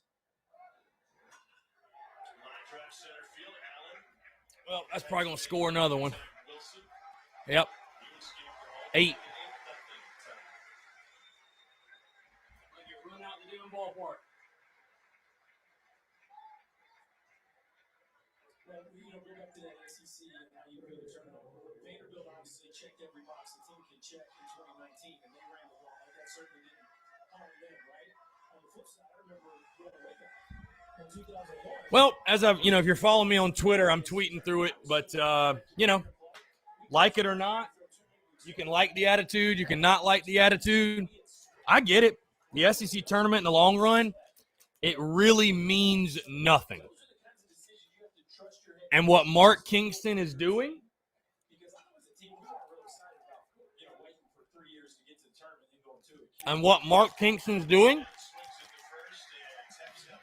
he is not going to bring back his best guys on short rest or play guys that are not 110% healthy just to win a game in Hoover. He's not going to do it. He's not doing it. He is saving the bullets for the regional. He wants a team that is 120% fresh in the regional. I totally get it. But I'll be damned, it is really frustrating in the present moment. It is very frustrating in the present moment.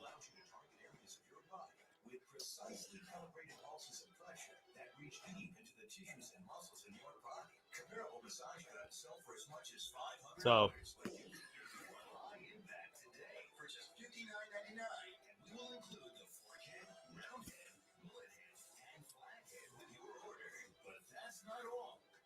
ship your entire order absolutely free.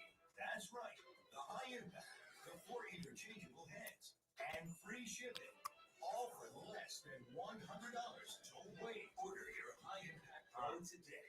I am tired of leaning over and doing the ticker. In the early part of this ball game, with Coach We're going no ticker. You guys see the score. We're doing no ticker. Very aggressive. And I know you said it's been a slow finish to the year that you like on offense. What's different about today that No ticker. No ticker. We're changing it up. No ticker. South Carolina's helped us a little bit. You know, they gave us some free base runners, and we've had our best hitters up with people on base. And I know we didn't finish great. We got playing at Vanderbilt and Mississippi State at home, and you know, those teams didn't help us. They played really, really clean and really, really good. So proud of our guys for taking advantage of what they've been given today, and obviously a lot of getting love. Coach, talk about Tyler Ross and how big he's been for you this year. I mean, the guy that was going to be a long guy, but you used pre-lip, and all of a sudden Ross goes into that Friday night role, and he has been outstanding for you guys in that role. He has been an absolute rock, a warrior for us, and me here, JJ is going to have to use a crowbar to get the ball out of his hands today. All right, Brad, thanks. We appreciate it. All right, thank you, guys. Here's Wes Clark leading off the fourth. I don't know why I never lead off the interviews. You guys are fantastic. We got you back, partner. Do your thing.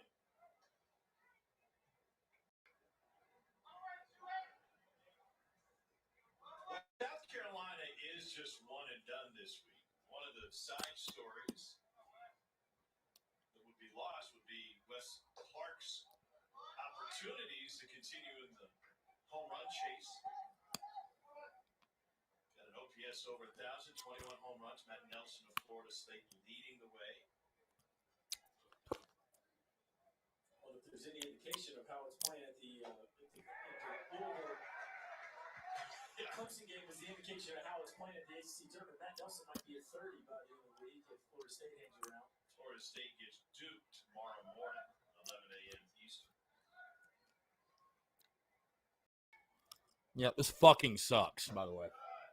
Two balls and two strikes. The 25 combined runs in the This sucks. ACC tournament between Louisville and Clemson. Cardinals win 15-10. Virginia Tech's playing Virginia right now. Then Pittsburgh and North Carolina I mean, meet tonight. wow. How is that not strike three? Ross thought he had strike three on that one. Sam Prater to catcher. Watch where he sets up just on the outside corner. Says right-hander, give it to me right here. He does. Maybe a ball off the outside corner, but does not get the call. If Prater doesn't move the glove, does he get the call? Probably not. Nope, that's out. I mean, Yeah, that one just missed. And so Clark with the leadoff walk. That's balls you normally Hey, what? see called in the college game, just because typically you reward the pitcher. The catcher sits up there, he moves the ball off the outside corner. mmm. You can see Ross shaking his head. He can't believe he can get either one of those calls. 43 pitches in. Josiah Settler coming up. Yep.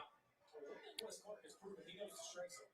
Those are two. Like I said, man, Now, a lot of times, as you said, like it or not, that's the mentality from Kingston and company. And they believe they could win with, and I like CJ Wines. that have a very good feel for where the strike zone is. What do you think Wes Clark is as far as a professional? I like CJ Wines. I do. I didn't feel bad about, I didn't think that was a punting type of move. CJ's thrown really well, but I don't care who they started going to Gilreath. I just don't like that attitude and hearing that from Kingston saying that. I mean, yes, you are in the postseason. You are in the tournament 110%. No matter what you do here today, you're in. But god damn, wouldn't it be nice to play a couple of games in Hoover? I mean, it sounds like he'd rather than just not even went to the tournament, just got rest. Really? It sounds like he'd rather them just stayed home. I mean, shit, man. Beat it. I mean, shit, man. Clark will end up at second. And here's Braylon Wimmer now. Wimmer's got a great family background when it comes to the game of baseball. His dad was a fantastic player.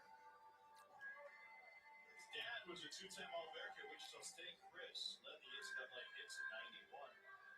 And he played in the 92 Olympics when baseball made its debut as a medal sport. They lost in one seed Cuba, and then they lost to Japan. Ron Frazier was the head coach. He had Nomar and Veritek, Darren Dreifort, Phil Nevin, Calvin Murray was on that team. Damn it. One and foul. So it must be a whole different experience playing for Team USA.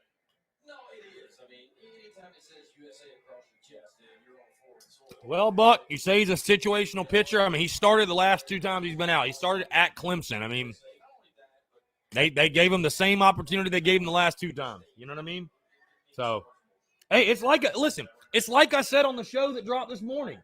That decision to start Wine is going to be looked at as you're either going to look like a genius or it's going to be a decision we talk about for the next week and a half is what the hell were you thinking? So, I totally get it. Hey, I'm not a fire Mark Kingston guy, but hey, he's not exempt from criticism. He's not exempt from criticism for his decision making for sure. Garth Brooks, Chris Gaines, whoever he is. All those guys. Okay. Yeah. Whoever he They turns all went to into. school together. Go ball. Go ball. Go! Go! Hey! There we go! Attaboy, Wim! Let's go! A little bit of life. A little bit of life. Here we go. That sound a little bit too much. I still hear it many years later, but when it sounds like that, it goes off of that trajectory. That's what we talked about South Carolina. They can bang it. There's some life. There's some life. Here we go.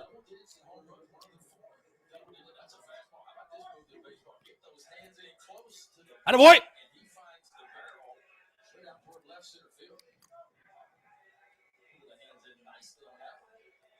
Boy, Wim.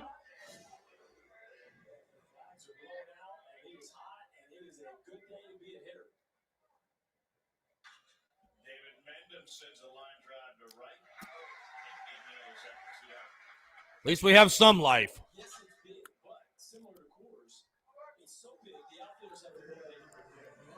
They call it park, right? They get a cover time ground, so there's places to drop in leaders in front of the outfielders. Then the infield plays lightning fast, so ground balls tend to get through. It's tougher on infielders. And when it's warm and the wind's blowing out like it is right now, if you hit one good, it still goes out. And all of a sudden, this puck Hey, comes from deep field like a pitcher's just park. keep throwing up zeros and pray to God we do something. Hey, I cut off the ticker and we scored 2 runs. There you go. We are right at the average in runs scored per games in the history of this park in this tournament. I mean, listen. Let me say this too. Let me say this. Just popped up to Hold on. first. Let me turn this down. Let me say this. I don't think Kingston came in this game saying that, hey, I don't give a damn if we lose. But what I think he came into this game and said was, we are not going to bring back guys on short rest, and we are not going to push guys like George Khalil, Brennan Malone. We are not going to play guys who are not ready to go just to win this game. We're not going to do it. So you can like that decision-making. You can dislike it. They were not going to ask Brandon Jordan, Brett Carey, none of them to come back early to pitch. They just weren't going to do it. Bottom line. Attaboy, Burge. So, like I said, you can like that decision-making. You can dislike that decision-making. But that's what the decision was and is. So, Bo Jackson showed up when he was with the White Sox. He's coming back from rehab. And Frank Thomas played. That's a pretty good. I mean, if you want a couple of the greatest athletes in the history of our country, And Thomas, the first SEC National Baseball Hall of Fame inductee.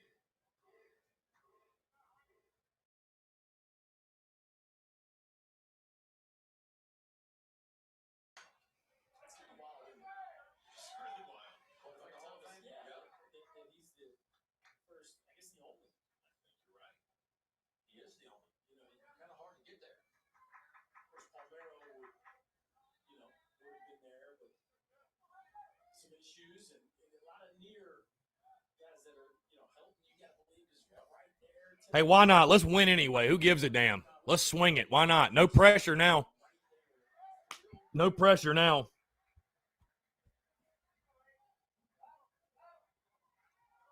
See if Helton gets in. That'd be an interesting.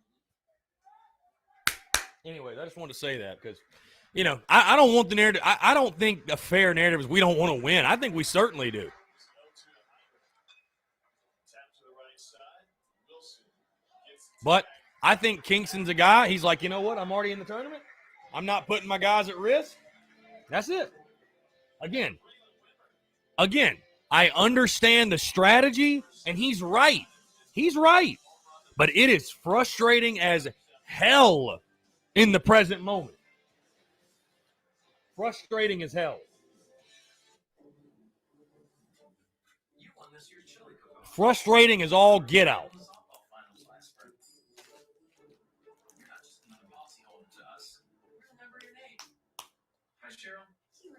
Well, Ritter, I don't think it's the same attitude in the regionals as it is the SEC tournament. I would like to think you're smart enough to know that as well, because it's not. It's not the same. It's not the same attitude. It's not.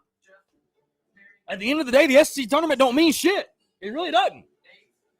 Me, I just selfishly like to play a couple games. We beg to differ. At Johnsonville, we think summer tastes better with sausage. Sausage made with only 100% premium custom pork.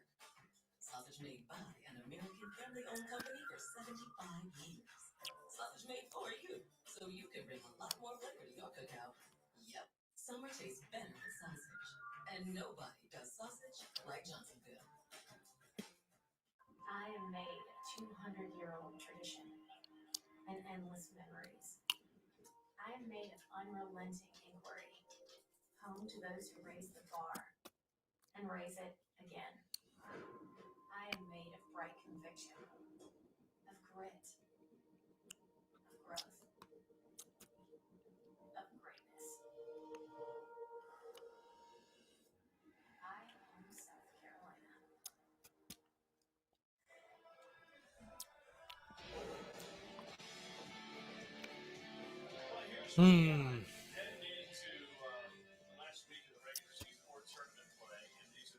And hey, you never know. East Carolina or Charlotte, they might come to Columbia.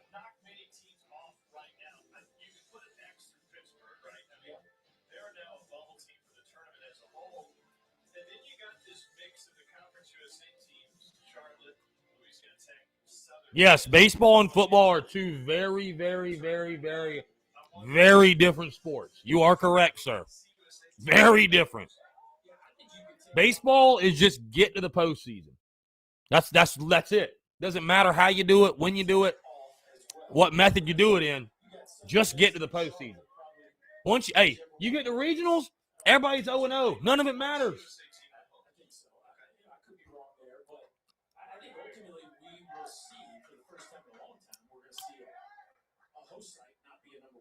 So, doing your math, we have 17 teams vying for 16 spots. Somebody's going to be left without a partner. What's the music? Here's a ground ball to the right side off of the Adonis. And they take care of the Adonis. So then the potential becomes you have another team. Because there are teams that aren't listed here, these are the only teams you can host. So it doesn't matter how hot somebody else gets or what they've been doing the last couple of weeks. If you're not on this list, you can't host, which means you can go on the road as a number one. That would be another opportunity for the South Carolina team. Yes. Let me go back. I think potentially, let's just say the CUS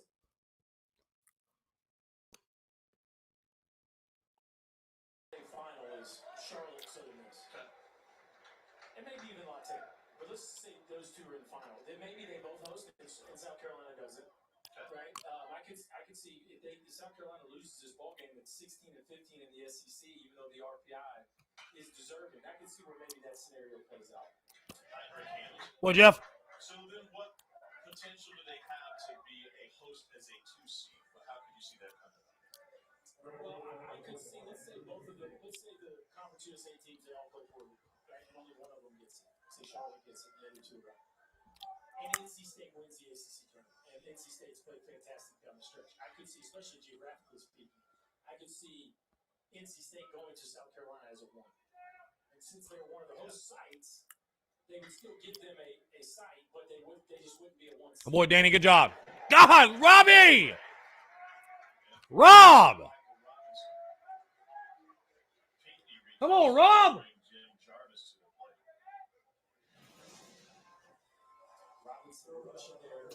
USC Gamecock, you're still not hearing my point. Well, I guess I didn't say it. I just tweeted it. Maybe.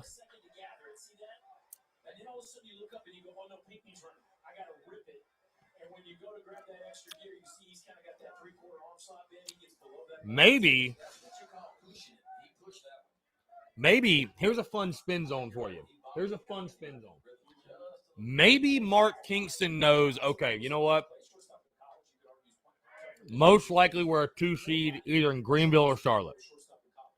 Maybe Mark Kingston also doesn't give a shit because he thinks, hey, Founders Park is going to be the host site no matter what happens. It's a spin zone, but you think about it, never know.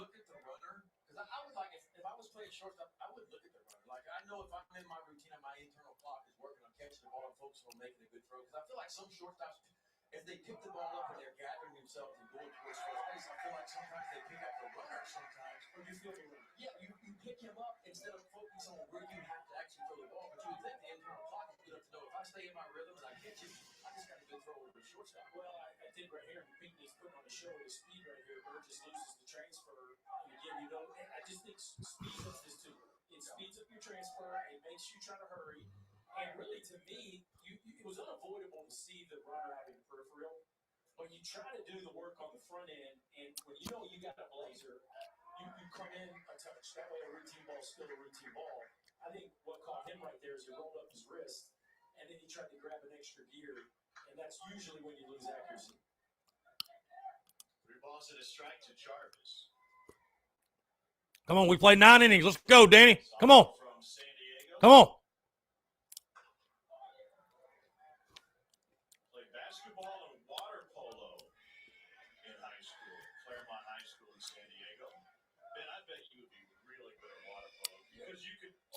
Exactly, because if it's not deep, I can just stand up and play. You fired 98. I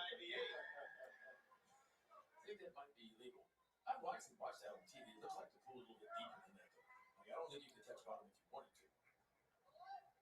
That's true. Yeah. Well, anything to do with that. I think you'd look that's like work.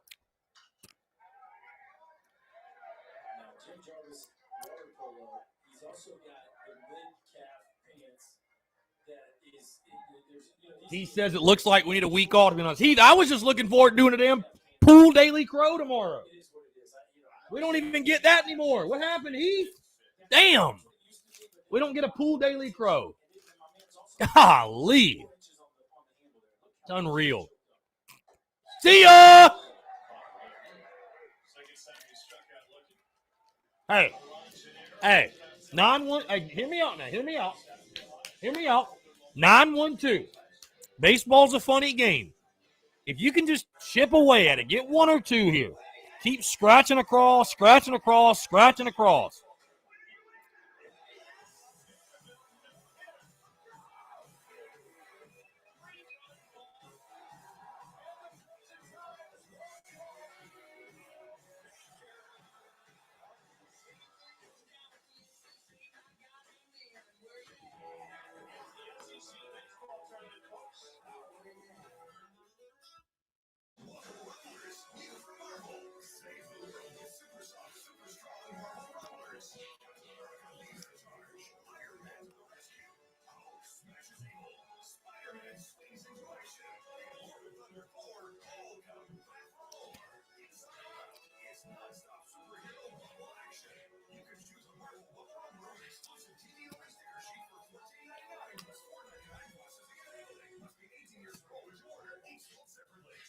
This season, get your worn-out patchy lawn back on track with GrowTrax, the all-in-one patented grass-growing technology you just roll, water, and watch it grow. GrowTrax combines professional-grade seed, fertilizer, and mulch into one easy-to-use roll. It works in all climates in spring, summer, and fall with a proprietary seed blend that's been expert-tested to grow even on concrete. Go to GrowTrax.com. Tommy Wallace says Kings's mentality is bad for your business. Oh, Tommy, I mean, it's you know, I mean, sell again. You're kind of right in the sense, hey, from the fan perspective, I want to win. Selfishly, from my perspective, content business-wise, that's another reason I want to win. I'd love to have 2 or 3 more games to talk about this week. But you know. So here's what the bracket looks like. Staying in Florida tomorrow morning, Tennessee gets the winner of this one. And that first pitch comes way inside. Aaron Boone doing his afternoon press availability today. Just announcing DJ LeMahieu's wife is having a baby today. Nice. Congratulations. DJ not off to the start that he had last year, but how could he be? He only hit 364 last year. That's it. Won the batting title. First person to the, since 1900 to win the batting title. Come on, let's have some fun. Just swing it. Who gives a damn? Let's see. Whatever. Just see. Just see. Six runs ain't shit in college baseball, man. Just find a way. 6 runs ain't shit. 6 runs ain't shit, man. Come on. Why not? Why not? Find a way. Find a way. He's got a ways to go. And so could Bregman. Bregman's had some incredible years to start. Michael Robinson sends a ground ball. Throw it away. Jarvis on the run. There you go. Alonso not off to the start that he had 2 years ago, certainly. Independent in his best run here, but The polo back. I believe Wick's still needing MLB and stolen bases and David Price back and in the Dodgers rotation last year. Some of these arms that have come through here the last few years are starting to really make some hay, aren't they? Just see Brady Singer getting after Angel Hernandez a couple weeks ago. Well, We've seen that side of was that a regional? We were in Florida. He went off because of the rain came and he went nuts. That's great. It's one thing to be mad at an umpire. It's another thing to draw your ire with Mother Nature. You know, that's an argument you're not going to win. That's a fair point. But I think Sailor, it is 8-2 Alabama. to be great is because the care factor's through the roof and the competitive desire is USC Gamecock fan, why wasn't Jordan available to pitch? He pitched Thursday because he doesn't normally pitch on 5 days rest. They normally pitch on 7 days rest. So, I just feel like he'll be able to do it because he's got that care factor. hey, do I think he should have been able to throw? Probably. I mean, but they were not going to rush him back. They were not going to rush him back, bottom line. Hey, for those watching on YouTube, by the way, quick reminder, quick update. Super chat, super stickers if you want to support TSUS. Also, if you're not subscribed, hit the subscribe button. You'll see a fun little box pop up. Really good stuff. Really cool stuff. Appreciate y'all. Come on, Brady.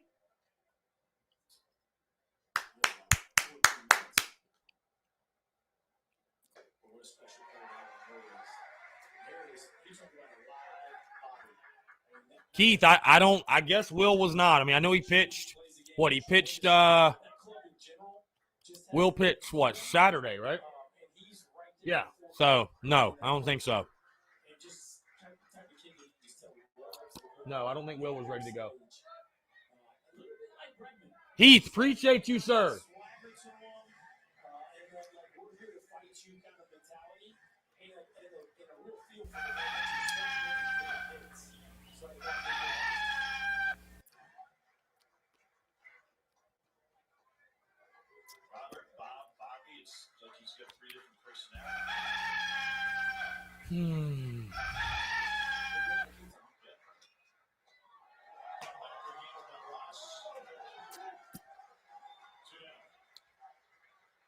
So it's a 6-run lead for Alabama. A win today keeps them here for 2 more days. It's a single elimination. I got to be honest, they haven't been here since 2016. We're back. You saw the Q this weekend. Fans are embracing live sports. They love to be here. They love to be in on the action. I'm getting excited about the potential of getting fans out there over the course of this week. Yeah, there's showing here this afternoon. And I don't think it's a coincidence that it's been that long since both Bama and Auburn have been here. You think about the fact that, the state of Alabama just doesn't offer those 2 schools much help on their 11.7. And so it becomes very difficult for them to compete financially with some of the advantages that a few of their opponents have. And so, I don't think it's a coincidence, but I also also think that they both have such fantastic coaching staffs that I don't think they're going to go that long without communicating. It feels like both these programs are on solid footing with their head coach situations.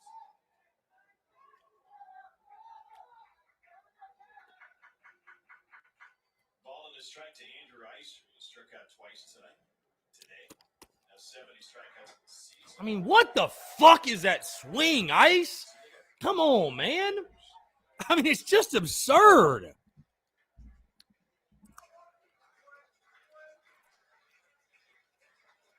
It's like, it's hard to believe he's hit 285 this year. It's hard to believe.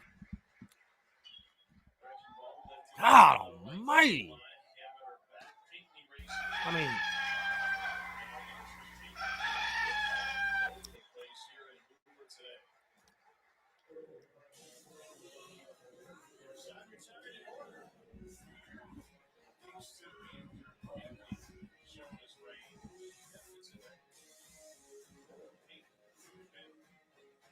are the subs coming in? I'm not even looking. That's my bad, guys. Not even looking. Grab water.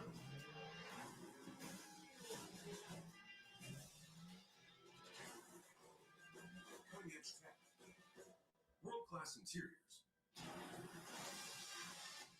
Peerless design. Your only competition. Be it top motorcycles, SUVs.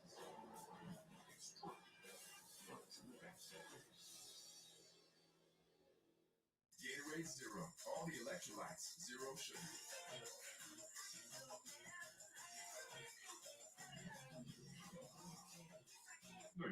Yes, I can. Get more out of Zero. Now available with protein.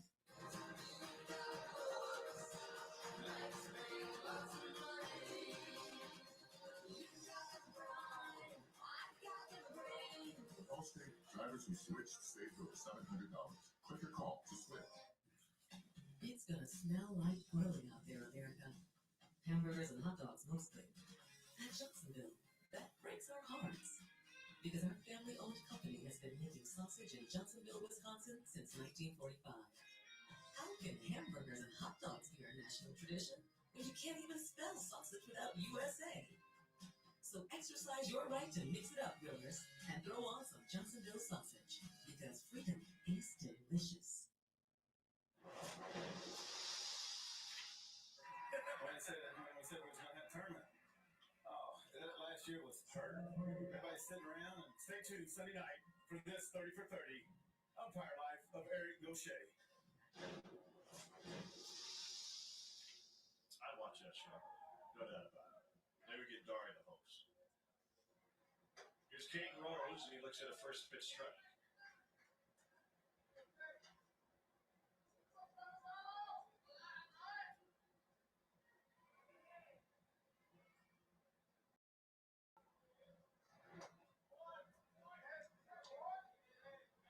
On ball, one strike to Rose. Freshman from Madison, Alabama, out of Bob Jones.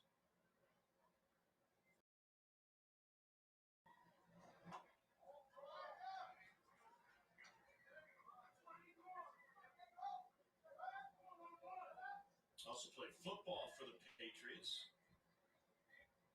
First team All-State in both football and baseball. Fastball in, And actually showed up on campus as more of a middle infielder, but again, that athleticism to be able to be that kind of high school football player, translate, hey, run out there to the outfield and go catch it. Yes, sir. Justin Kyle says, if we don't win the regional, it is time to fire Kingston. Justin Kyle, I would tell you and every other Carolina baseball fan, especially the ones that aren't fans of Kingston, there is negative a billion% chance he gets fired this year. Negative a billion. We went 16-14 in league play and made the postseason. There's negative a billion% chance that he gets fired. I'm just going to tell you right now, guys. So if you're going to die on that ledge, I don't know what else to tell you. It's not happening. So. I think that's where we are. I mean, it seems like more and more college coaches are recruiting high school shortstop because typically, I mean, other than the pitcher, they're the best athlete on the field. And so you can plug them in anywhere. But even if you go back to the draft, and these professional teams are drafting college shortstops and high school shortstops for the same reason, because you can plug those guys in just about anywhere on the infield, and some of them make the transition from to outfield as well. So typically the best athlete on the field. What comes to mind specifically? I mean, Kevin O'Sullivan had infield a few years ago. There was nothing but shortstop. Sure, Richie Martin was a first-round pick of the A's. Ended up going to the Orioles, right? Mm-hmm. And just the other day, Richie Martin got put into center field for the AAA game. He's playing center field. He'll run out there and catch it. I promise you. But again, it's one thing to run out there and catch the balls. It's another thing to run into walls, rob homers, lay out in the gaps, and really make the plays that are the above average play. And I think TJ McCants has proven that. Underneath the glove, and gets in the right field past Mendham. Wilson has his third hit of the game. He will be safe a second.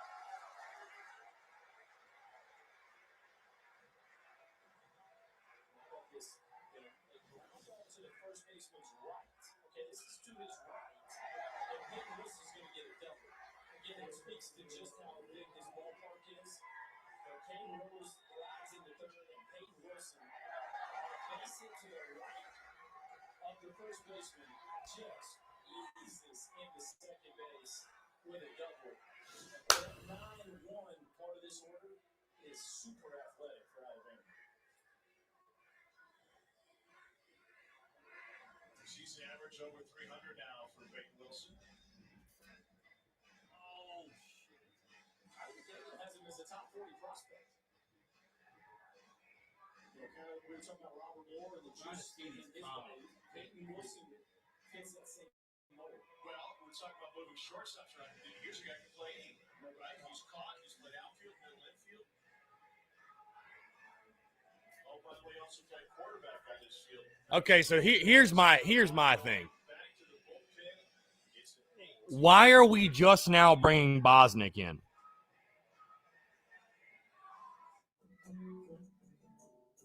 Family first. My dad used to tell us that all the time. But family first wasn't just something he'd say to us. It was how he lived every day of his life. And it's how I try to live mine, too. Like, we're just now bringing him in. Why the hell didn't he start the game? Dedicated to helping provide personalized auto, home, and life protection that puts your family first. We're your shield. We're your shelter. I guess I'll put the ticker back up.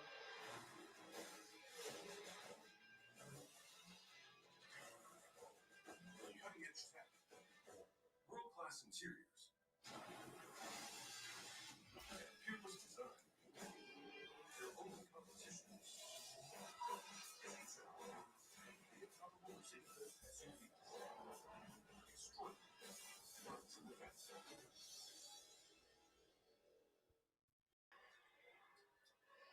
Well, Alabama doing a little bit of everything today. See, Andrew Pinckney covers the ground in left field. The bats are certainly alive. They got 8 lines on 6 hits, including a tater from Jackson Tate. That was a 3-run jack. And a Bama. Going to make this a postseason. Both of them all-stars here. 944 miles from Hoover, Alabama to Omaha, Nebraska. Here's a new picture for South Carolina. It's Julian Bosnick making his 20th appearance, 3-2 with 3.32 ERA. How about the strikeouts? 65 strikeouts and only 40 and 2/3 innings pitched. One of the records out of the bullpen for the Gamecocks. Yeah, Bama's done it all today. Big hits. Alan Ross has been solid. Had that one hiccup, made a mistake. Never got him for a 2-run shot that passed that. It's all zeros for him. Justin, Kyle, I'm glad you enjoy the podcast. I appreciate it. You didn't see this coming in. Alabama 15 and 19 the last 34 games. But 7 of 8 coming in. I don't think we're doomed to mediocre baseball with Mark Kingston as head coach. At least right now. Listen, the stats are going to say it all for me. There's no gray area with Carolina baseball. He's either through his tenure here going to win enough to keep his job, or he's not. Bottom line.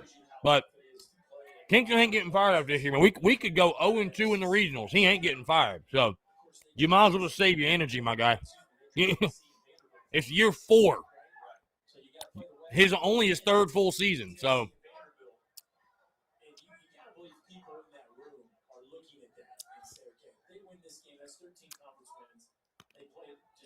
Tough a schedule as you could possibly play within the league. And they played people tough all year long.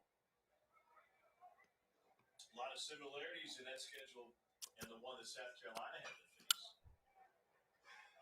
Especially in the league, as you mentioned, 0-2 out of Canada. Who they drew from the West? They got a rough draw. I mean, they drew all the big dogs from the West. Yeah, and you hope the committee looks on that. And maybe the teams that you draw, who do you get at home and who do you get on the road? I think that means a lot, too. Infield in for Alabama, it's a 6-run, for South Carolina, it's a 6-run Bama lead. Good pitch. Just off the 92, Boston misses. I did Bama first weekend of the season against Arkansas. They beat Arkansas 16-1 on Friday night. And then they had game 3. Or they didn't have game 3, but they had it close. Yeah, I mean, Justin Kyle, I'd say you need to host next year, no doubt. I mean, listen, each individual year is different, so it's, you have to judge that year individually. But, bro, listen, the pressure's on every year at Carolina to host. No shit. It's Carolina baseball. Omaha's the expectation. We get it. You know what I mean? The expectations don't change year after year after year.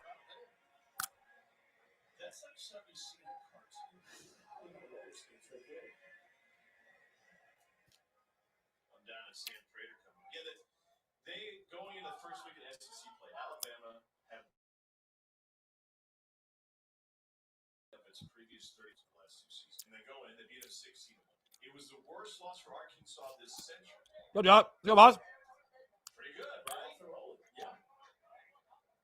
Entered SEC play ranked for the first time since 2010. But after that 16-1 win, they scored 2 runs total over the next 2 games. Swept by Ole Miss, lost that series to Tennessee.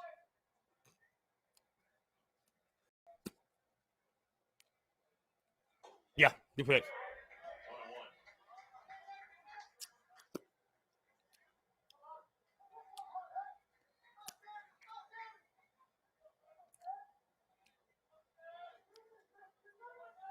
One thing that Brad Bohannon said about that run, Arkansas, Ole Miss, and Tennessee, he said, we never felt overmatched. Those are really, really good teams. Previous years, maybe we feel overwhelmed. But that wasn't the case, even though they came up short in the series overall.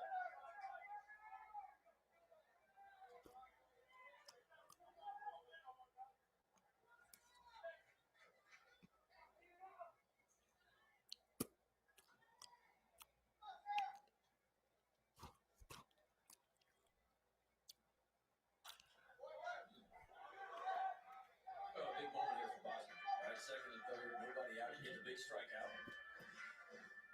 You're 1 strike away from your second strikeout. Carolina's going to make any comeback at all. Well, Justin, I think the reason he was taken out of the rotation, which I was kind of surprised he was too at the time, some guys just pitch better out of the bullpen. They do the rotation. Honestly, how Bosnick threw after that, I believe it. You know what I mean? He threw a lot better out of the bullpen. But you can see Burgess wanted that fastball, a high fastball, just above the zone. He put the target up late. Ball more down the middle, toward the outside half. Lucky he got away with that. Yes. Because if you're Prater right now, you're seeing an RBI out there. And I'm feeling where I don't have to have a base hit to score a run.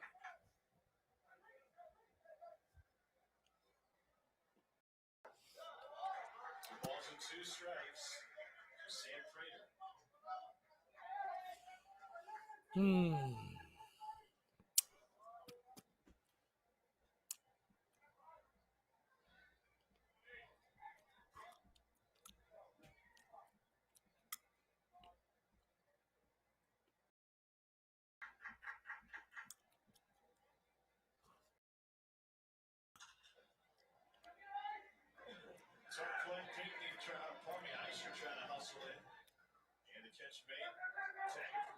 Got him. What?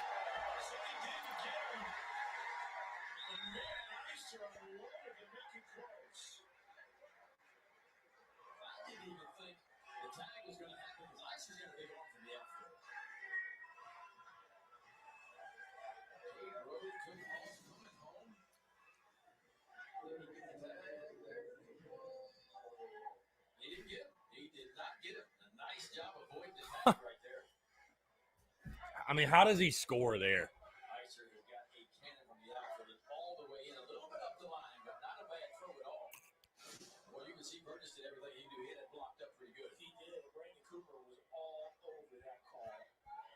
Job for him. They're going to take a look at it, but this won't take long. O'Gillier let them know that they got it right on the field. I'll say this one lasts less than 10 seconds. They've been pretty quick today. Go ahead. Well, Nope. the only close would be the foot, and he didn't. I was looking at that trail leg. They just put it on. They put it on the clock.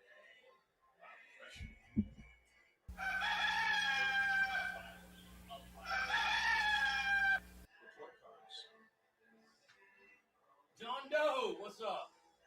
Appreciate you, John Doe.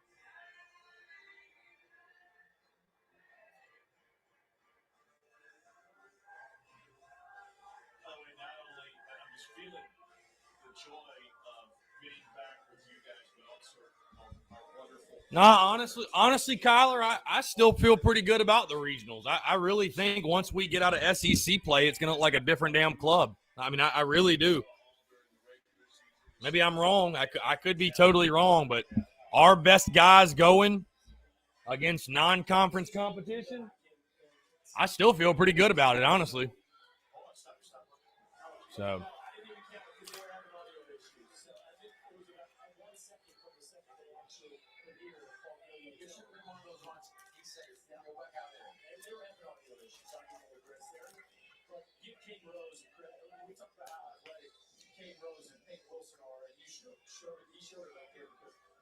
I don't know if he left. I don't think he left early.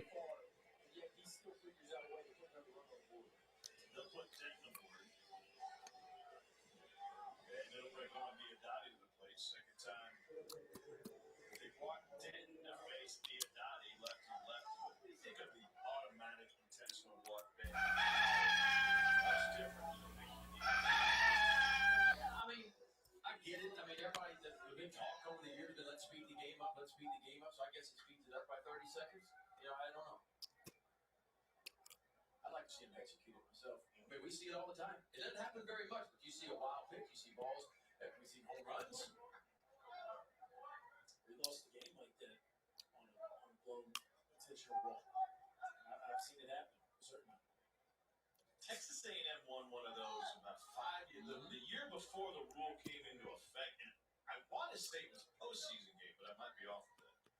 Ole Miss hit a walk-off home run on a. Remember the intentional walk that the kid Ole Miss hit out of the park? Throw behind the runner at first, not in time, as Denton thought Wilson was going to try to get an extra 90.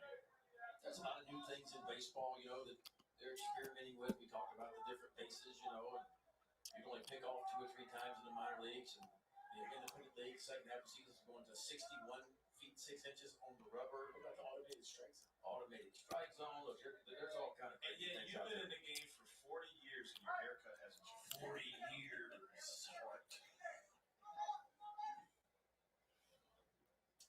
Yeah, this guy was Bama's ace. Yeah. Ben, have you ever been in the Niagara Falls? Trip Roche.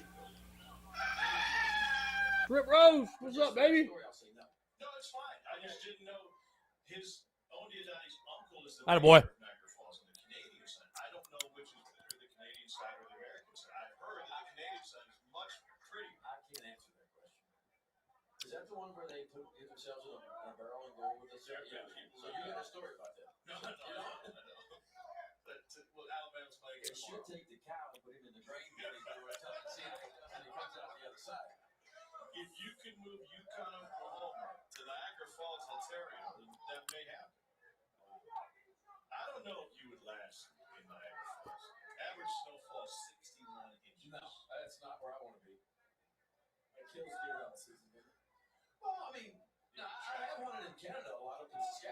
Jonas says, The airport there, and a lot of snow on the ground there. This or Justin Collins says, honestly, I think we should have. What do you think? Should we have pitched Carey? Again, dude, they were not going to bring Brett Carey back on that short of rest. They just weren't going to do it. Whether you think they should have or not, they were not going to do it. So, no, honestly, no, you shouldn't have to throw Brett Carey to win this game. You shouldn't, really. You shouldn't have to. You shouldn't have to bring back Brett Carey on 4 days rest. You 110% were never going to do that. So.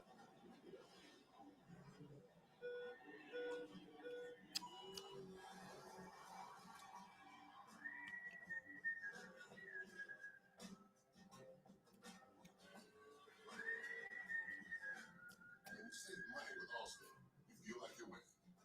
Save the drivers, save 40%. Saving is easy when you're in good hands. Allstate. Click or call for a quote today. The irony, by the way, You roll. that I wore this shirt. Fresh The irony. ingredients can make or break your dish. The irony. HelloFresh, you don't have to split the deets. It's fast, it's fresh, and it's the ultimate skill shortage. The irony. Use code TV12 for up to 12 free meals. Legends aren't born. They're made. Here, we walk in the footsteps of champions, using renowned research, unrivaled ambition. I don't know what it is, man. Hoover's just a house of horrors for us. From here, anything is possible. The University of Alabama, where legends are made. Let's take a look at back-to-back national champions. Texas 1949 and 1950. The Longhorns established their preeminence right there. USC regular seasons, regular trophy hunters. Stanford did it twice in the 80s. LSU 96 and 97. Oregon State. I look to big leagues now. 6 and 7 South Carolina. 10 and 11. Same for those guys. And Vanderbilt has an opportunity to repeat. 92 Alabama leads South Carolina. Speaking of repeating, there aren't a whole lot of people who repeat going over Niagara Falls in a barrel. They said that's got to be a low percentage survival thing. Andy Taylor did it in 1901. It was a wooden barrel. After that, a bunch of people. No, Wes. Wouldn't be recommended. You wear a helmet inside the barrel? Feels like that would make sense. I think you got to wear as much as you can if you're trying to survive. Catcher's gear? Between 1901 and 95, after she did it, 15 went over the falls. Clay, I appreciate it, man. Appreciate the kind words. Josh was awesome. I just got one question. When do you wake up in the morning and say, I want to get in a barrel and go over Niagara Falls? I mean, really? Oh, Wes, I'm back. Let's play ball. Let's go. Come on. Here's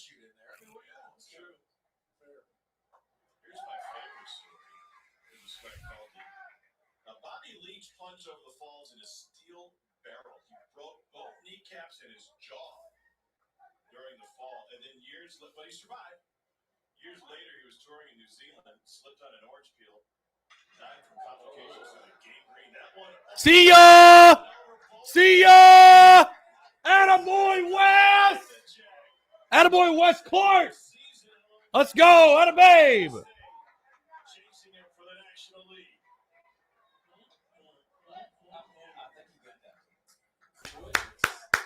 Attaboy, 2-8. This is what you call light tower power, folks, right here. This is a heater up. And Wes Clark shows you that he can get to a fastball up the belt, trying to go away, a fastball up around the letters. Watch him catch this thing deep and then get through it. And that goes over a few fences into the parking lot. That thing landed in Birmingham. Attaboy, Wes. Just saying, Seigler looks at his strike. Second home run for South Carolina. Oh, I wish that would have came with some guys on base. Moonshot back in the fourth. Maybe Wes. Where are we standing on home run celebrations? I'm a big fan. We got some teams doing the top shelf thing going on right now. Mississippi State's doing it, Tennessee's doing it. I feel like somebody else is where it's not just a basketball where you're like standing and you go forearm smash. You're like jumping. Oh, yeah. Kind of like locking arms in the top. I'm in on that. There's some teams putting on the home run helmet, the football helmet. Like they're trying. We got some stuff going on. Not just the home run helmet tap. No, I like the props. I like the props. Tennessee's wearing a daddy hat. Excuse me. Yeah, so they put on a pink daddy hat when they hit a home run. It looked like somebody got it from a wedding baby shower. But let's take another look at this one. Fastball runs back in third. And again, Ben, if you're critiquing the swing, you'd like to see him control the barrel on a fastball up like that. Well, he knows where the barrel is on that one. And of course, Clark has not hit many home runs in SEC competition, but he got that one. There was a little top shelf. I like that one. Not a whole lot of aggression to it because there is a rotator cuff. You get excited.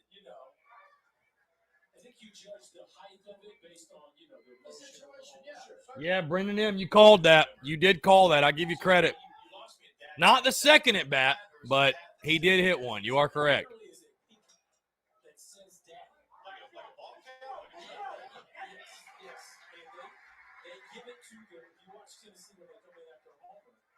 They put it on whoever hit the home run, and then he wears it the rest of that half inning. Kind of like Pedro and the Yankees. Who's your daddy? That kind of deal. Yeah. David Benham, who is 0 for 2. As a pitcher, man, this idea of home run celebrations bother you? Not really. Not when they get back to the dugout.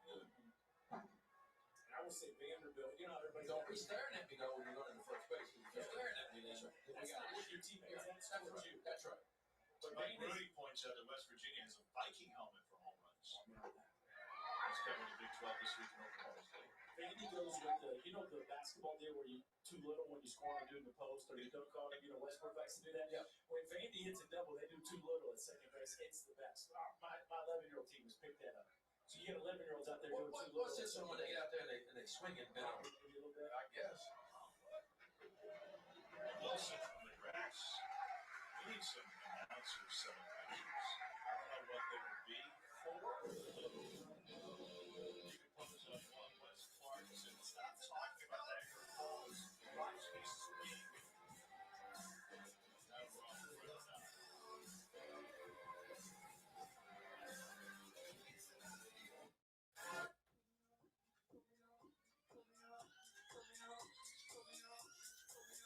You came to slay this peloton.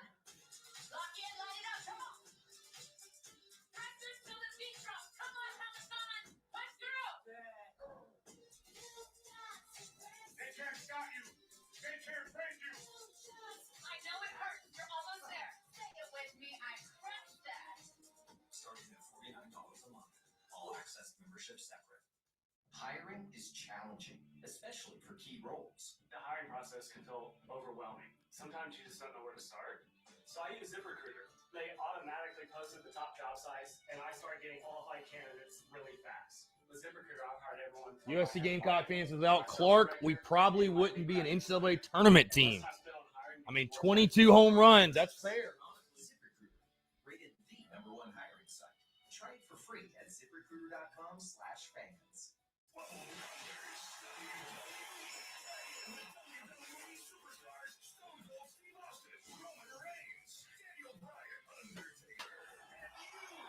Oh, this has been interesting. Y'all having fun yet? Has this been fun? Great time, right? Great time. Oh, God. 9-3,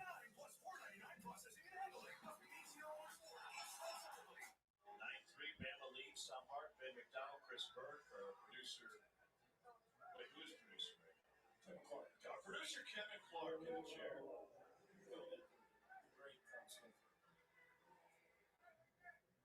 Game 2 of the day. It'll be Jackson Tate that put the infield shift on for Tate. I just, again, I like CJ, man, but I don't understand. If Bosnick obviously was available, why did he not start the game? Why was he not the first out of the pen? You know what I mean? Because guess what? This isn't a Tuesday against App State, man. Like, this ain't a Tuesday against App State. What I like about the options are, like, you can't go halfway over the falls, but you can get halfway up Everest.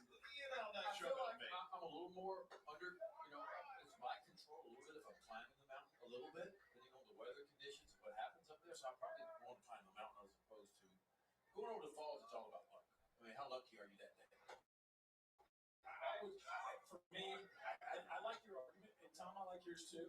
If I'm going to risk my life, I'd rather get it over with quickly. So like I'm going to make it or I'm not, as opposed to like climbing Mount Everest. I feel like every day you might die. That could be a slow thing.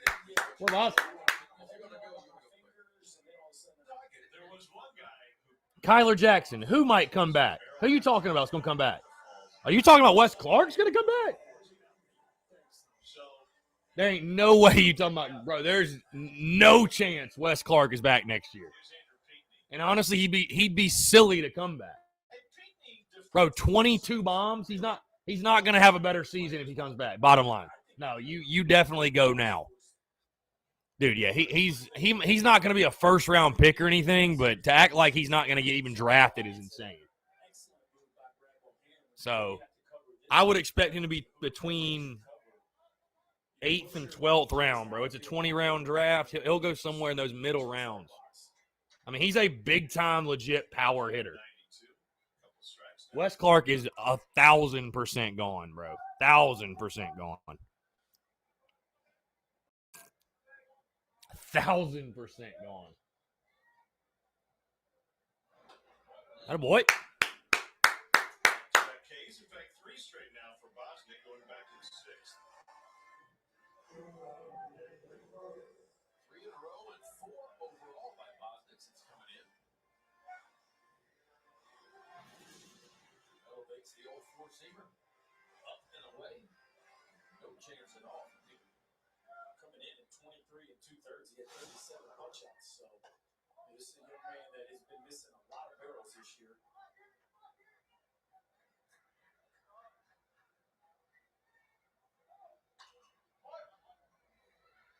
Jarvis fouls one off. Mentioned West Coast guy. Remember his brother Luke played at Auburn at 17 and 18. Brother Mike played at San Diego State. At Claremont High School, which also produced 1989 NL MVP Kevin Mitchell. This one sliced to the left field. Atta boy. Nice play made by Josiah Seidler. Ben will have to hold this Kevin Mitchell story. Quick inning. Maybe for another day. Can you see this one? Quick inning, quick inning.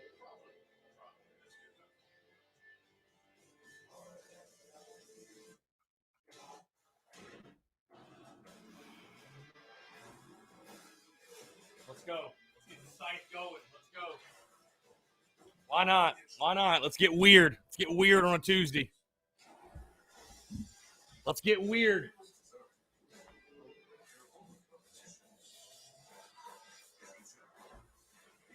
Let's get weird. Yeah, getting Boy Tub back would be big. Gatorade Zero. All the electrolytes. Zero sugar.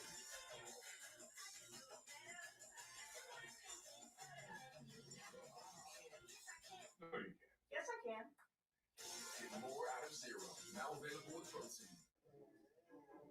Your grandmother's fine china, those trendy sneakers, your collection of hand-carved duck decoys.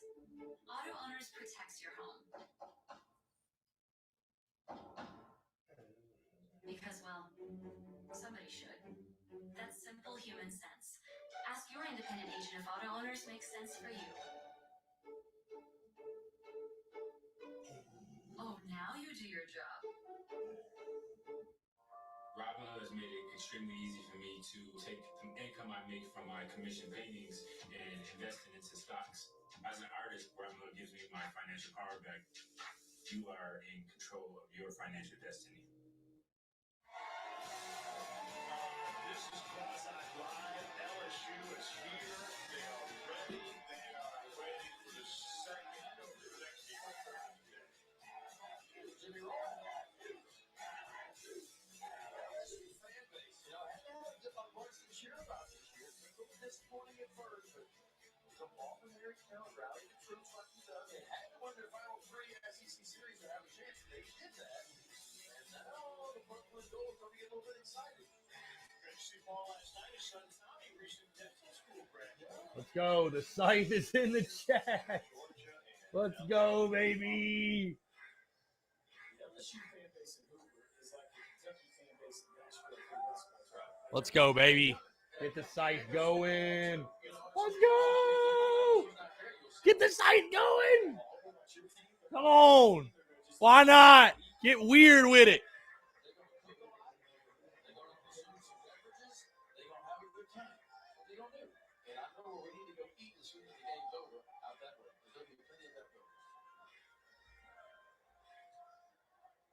LSU, the last to win back-to-back SEC tournaments, 2013 and 14. Also, as I mentioned earlier, the last one with a losing record in the regular season. That was in 2010. Bama going to the bullpen here, and they bring Brock Guffey, 10th appearance of the season for Guffey. Pretty good start for Tyler Ross. New arm. Colin Burgess fouls one off. Ross throws up another quality start. What is that? His 8th of the season.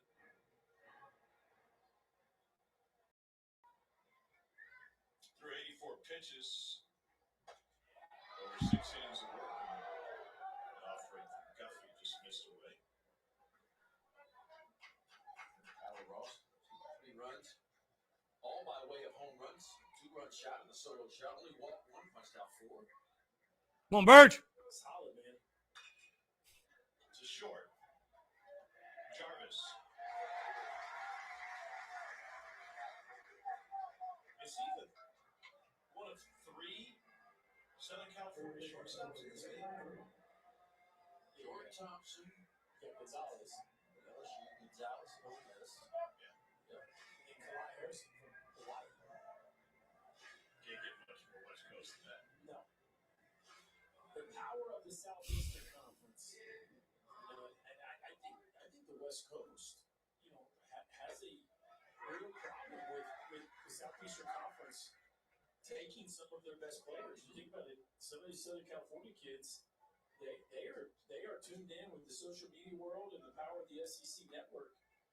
If they're going to go to school, which a lot of the best players out there sign, right? But if you're gonna go Kyler, Wes Clark is not coming back. Period, point blank, end of discussion. He ain't. Hey, think about it, Kyler. If he comes back, he loses all leverage next year. Guffey getting the call right. 0-2 to Heinrich. There was an article But hey, after, just prior to the be great to have him back, though. Be a big bat for us next year. A lot of Pac-12 softball coaches complaining about their seeding relative to the SEC. And a guy writing in Tucson, he pointed out that after kind of presenting their case, the SEC is just better. The SEC has surpassed whatever the Pac-12 had in the 80s and 90s, and now it is the premier conference. Kyler, why are you so mad? Kind of you are where you are. It is what it is. Some of these kids coming out of high school, they won't do this job. Kyler, why are you so mad? You're wrong. I don't know. You're wrong. I don't know what you're so mad about. He does have leverage because he can come back next year. If he comes back next year, is he a senior? Am I wrong? Is he a senior this year? Am I missing something? You're saying he can come back next year, though. He's a junior, correct? Is Wes Clark not a junior? Am I crazy? Hey, the kid made the snag. Got a baby.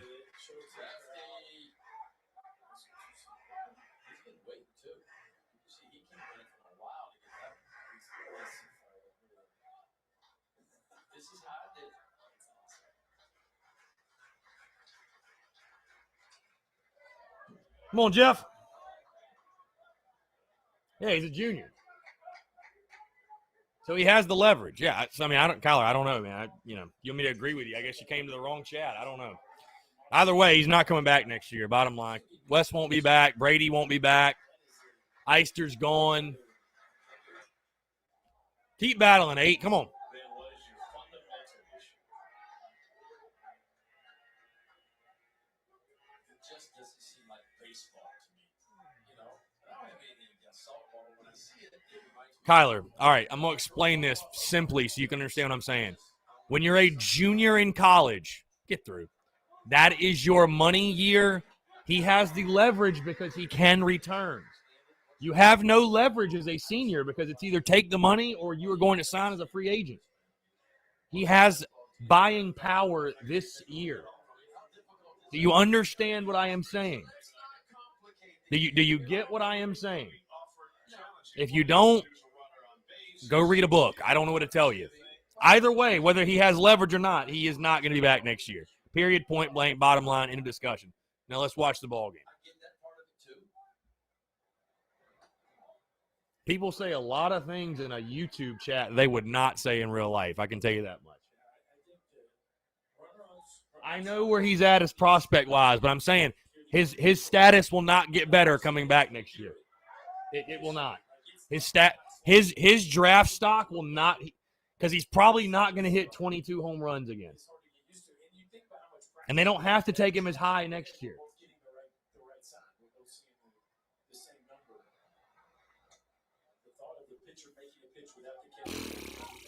See, the game has made everybody so miserable. People are arguing over shit that's stupid and don't matter. It's like, God. They didn't see the same A12/030, look down and see it. You're saying he's wearing a bingo card in his arm?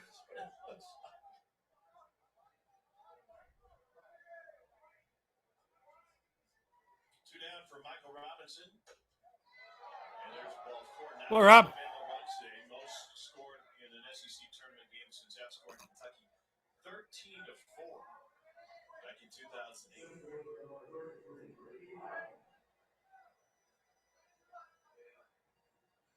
Top of the order now, Brady Allen.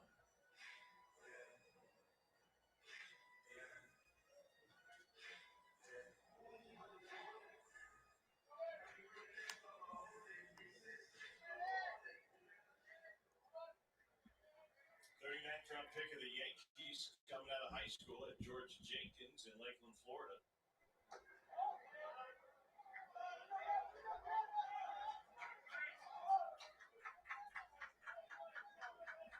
Last year led the Gamecocks with a .327 average in that shortened season. Let me ask you something. What happens when the pitcher shakes his head and says no? What do you do from there? Do you look back? Do you Nope. step off and Nope. look back? Attaboy. Say he wants another pitch, or does the catcher put a finger down? Yeah, I would say the catcher. I would say the catcher goes to the next bullet, but then it's like, okay, what side are we using? So you got to have a plan B. And it's about developing and teaching kids too. I mean, it's like you want kids to learn how to take a sign from the third base coach. You want to look down a wristband while they're standing in the backstop.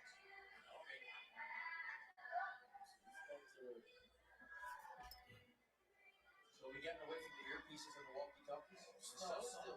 No, that's what Scott Reed uses it. He uses the walkie-talkie. Jason Jackson, the pitching coach for Alabama, is definitely making it hard for the opponent to see what he's calling. I guess the catcher Prater can see it. I can certainly see how the pitcher Duffy can see it. There he is.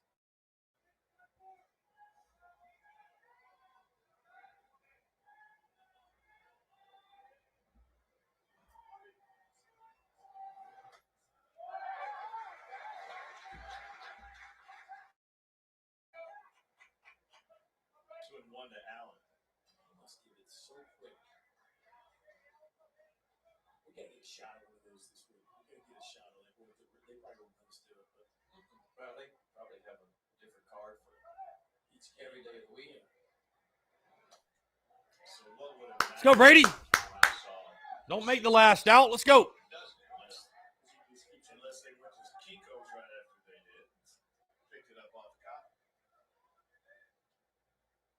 I mean, heck, you could just yell at it. Hey, 2-1-2. Gauntz, what's up, man? Wake Forest puts a clock on top of their dugout, and it's on. Kyler, whatever you say, man. I guess we're just, yeah. You're right. I'm right. Whatever. I don't know, man. Whatever. It is what it is. So.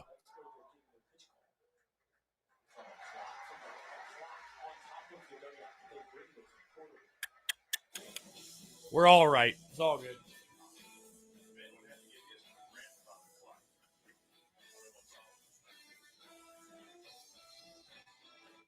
Gatorade Zero. All the electrolytes, zero sugar. All I know is tomorrow's podcast is just going to be delightful. Just going to be so delightful. Yes, I can.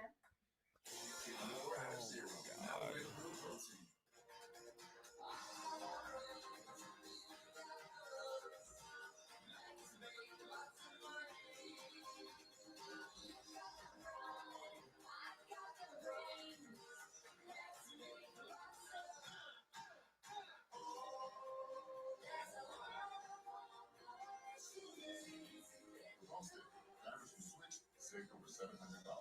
Saving is easy when you're in good hands. Allstate, better call to switch today.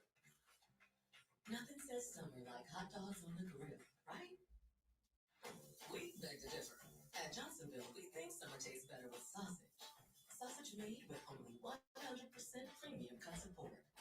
Sausage made by an American. Kyler, I agree, man. What you're saying makes no sense. I guess what I'm saying makes no sense. So we'll just agree to both make no sense and move on. I don't know, man. But either way, to answer your question, I do not think Wes Clark returns. I think he will get a pretty good offer, honestly. I think he'll be I think he'll be a high enough draft pick where he will go, yes. I think he will go. Yeah, I think he will definitely go. I'd be shocked if he came back, put it that way. Be absolutely shocked if he came back. What is up, y'all? Right after this game, Peter Burns, David DeLucci will give you a full recap of the time rolling so far. Monster matchup after this one, though. LSU Georgia. It's going to be good. I think we're going to see a great pitching outing by Landon Marceau, who's been the Bulldogs for the Tigers all year long.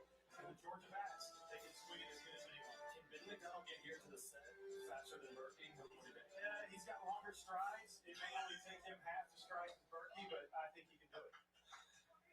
That's the question. He thinks Ben can beat me down there? No. Well, you were late. You were late to the show. But that doesn't make the timing. It's how fast can you get there? I thought we were talking about it being you going to race in the freeze on the morning. We can do that. No, what I'm saying is how much of a head start do I get? No, we can work that out. If you're in the freeze, I mean, if you're into Brooks Durham, yes. There are some people that think Wes Clark will be back next year. I'd love to selfishly see it, but I don't see any way he'd be back. Caden Rose at the plate. They count 1 and 2. Were you or were you not late? Ugh. I felt like I was right on time. You felt on time. That's how you feel. I will promise you this. Even though I left late, my time from here to there was record tidy. You're the kid that used to run on a pool deck. Rose reaches for the 4th time. A couple of walks, reaches on a wild pitch when he strike out in his first plate appearance. Back to Peyton Wilson. He is 3 for 4 in this game.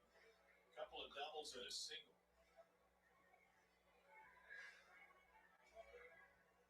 I'm in on Peyton Wilson.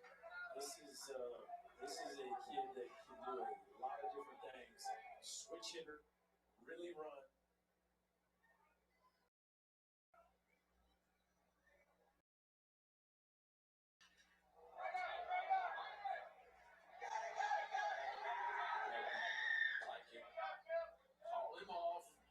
Like I said, guys, I still don't understand why we did not either start Julian Bosnick or use Julian Bosnick first out of the bullpen. I just genuinely don't get it. I truly don't. Hindsight's 20/20, I guess, but He should not be catching balls forwards or even on him. If a corner guy can get there, it's just such a difficult play for him to turn around. As you always say, the ball's coming back. The third baseman's got to hunt that ball. How many balls you want me to catch him now? You might just get out of the way. Well, I would be okay with you catching a ball. I think you can make that play. Now, that doesn't mean everybody. What? KP can catch a fly ball. Russell Springer could catch a fly ball. I played 1 year with Big Sid Fernandez with the Mets. When the ball went anywhere in the air, anywhere. guys, I'll say this, by the way. Appreciate y'all tuning in, if nothing else. This has been fun. Somewhat. No, chatting with you all is fun. Here's Seidler. 2 down.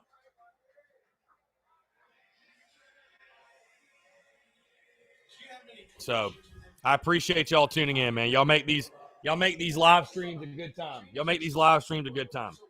Y'all are what make it a good time. Very rarely, on the infield, you have guys running into each other unless nobody's communicating, and then you will.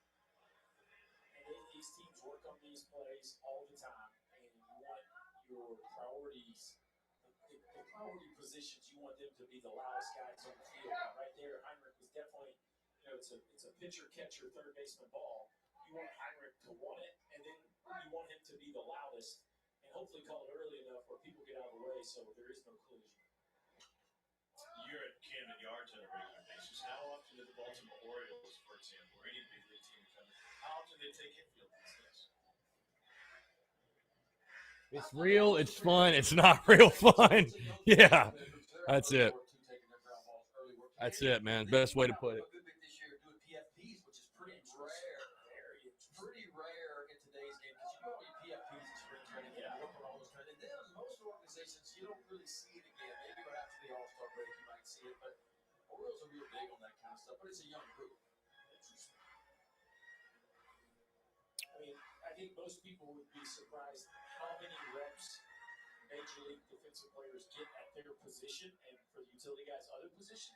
But from a team defensive standpoint, most of the time, once the season starts, there are no more team defensive fundamental work.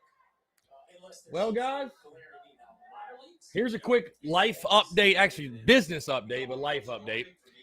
We might start talking football this week.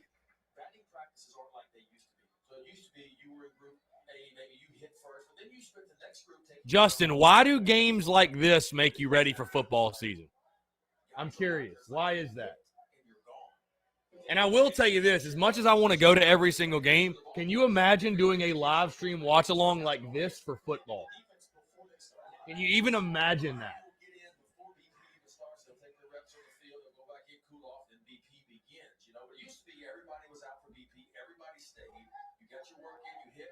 Brooks Durham, the mullet is back. What do you mean? What do you mean the mullet is back? The hair is still here. I need to get a different cut, honestly, because this one, I need a different cut for regionals. We got to change something up. Something's got to get changed up, man. Something's got to get changed up. I don't know what's got to get changed up, but something's got to get changed up, bro. Yeah, Gaunts, dude. A live stream watch along for football would be wild, honestly. Maybe we'll do it for the road games. Hell, I don't know. Maybe we will do it for the road games. He swung. Had a bit. Nice job, Buzzy.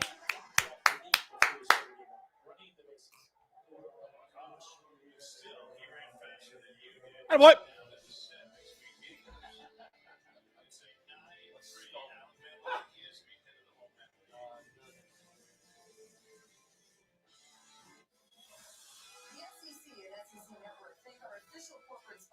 For their continued support of our student athletes during every championship season. Brandon M says, imagine a watch along for last year's A&M game. Yikes, my guy. Yikes. Absolutely yikes. No thank you, sir. Absolutely no thank you. You can enjoy the relaxing, pain-relieving benefits of deep tissue massage right in your own home with a high-impact Pro Massage Gun. Using the clinically proven science of percussion therapy, the revolutionary high-impact Pro allows you to target areas of your body with precisely calibrated pulses of pressure that reach deep into the tissues and muscles in your body. Comparable massage guns sell for as much as $500, but you can pick your high-impact today for just $59.99. We'll include the fork head, round head, bullet head, and flat head with your order. But that's not all. We will even ship your entire order absolutely free. That's right. The high impact, the 4 interchangeable heads, and free shipping. All for less than $100. Don't wait. Order your high impact Pro today.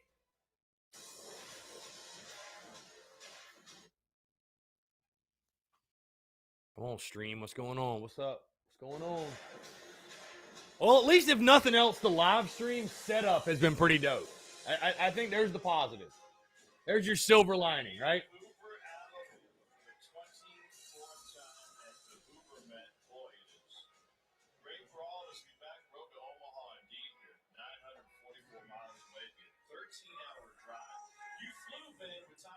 Oh, God.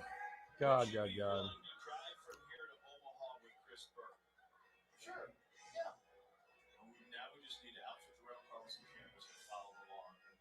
Some interesting conversations. Berkeley's like my little brother. I would travel with Berkeley. I'd probably learn a lot. I would disagree a lot, but we could get through it. Look, I drove home from Nebraska last year on a deer hunt by myself, 18 hours by myself without sight. What? 18. What time did you get there? Like at 4 a.m. that morning, and I was like, okay, I'm gonna drive halfway, whatever. I'm gonna spend the night, and then I don't know. I just got this adrenaline rush. I'm like, okay, I'm just gonna see if I can do this one time, just to say I did it, and I did it, and I never, ever want to do it again. 18 hours in one day is a lot. Ooh, ain't no doubt. You want to know why I'm wearing this back brace? Still recovering from that. Here's Andrew Eister at the plate. South Carolina trailing by 6. Gamecocks feel like they're in great position to get one of the final seeds, final national seeds to be a host, and Alabama trying to play its way into the NCAA tournament. Winner of this one gets Tennessee tomorrow. Eister is 0 for 3.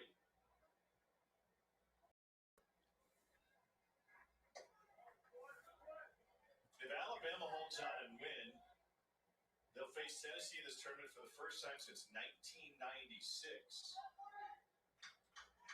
In the SEC tournament, that was a 14-inning, 3-1 Bama win. Foul of third. Ari Dickey could check in for goals? Could be. Maybe it was May of 96. When did the Baseball America cover come out? That summer at Team USA? Well, no, 96 would have been his. Yeah, that's right. He got drafted. They saw the Baseball America cover, right? Was it the Rangers? It was the Rangers. I'm driving to right field. Correct me if I'm getting the story wrong, but it's really one of the amazing draft stories in the history of the Major League Draft. He was on the cover of Baseball America with a couple West Coast guys. Carlos Quentin may have been on the cover. No? Quentin's younger. Okay, we'll look it up. Anyway, on the cover with like 4 dudes, and they drafted him. And after they drafted him, the trainer for the Rangers walks into the office one day, and there's Baseball America sitting on the coffee table. He picks it up. He goes, "The guy we drafted, he's sure thinking he gave him a lot of money." Let's swing it for a while, eh? He needs Tommy John surgery. And he knew that just from looking at the angle in which his arm was hanging in the picture. I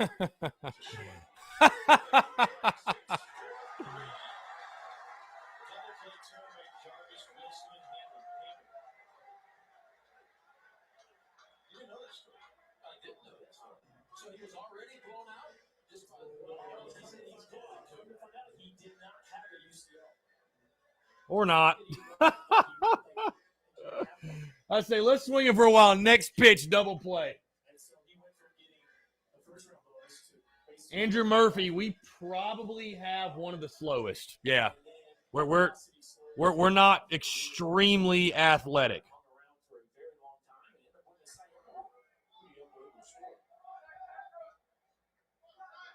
You know what? I was way off on who was on the cover. I think it was the pitching staff. Yeah, I wanted to say Benson. It sounded good anyway. Yeah, sure.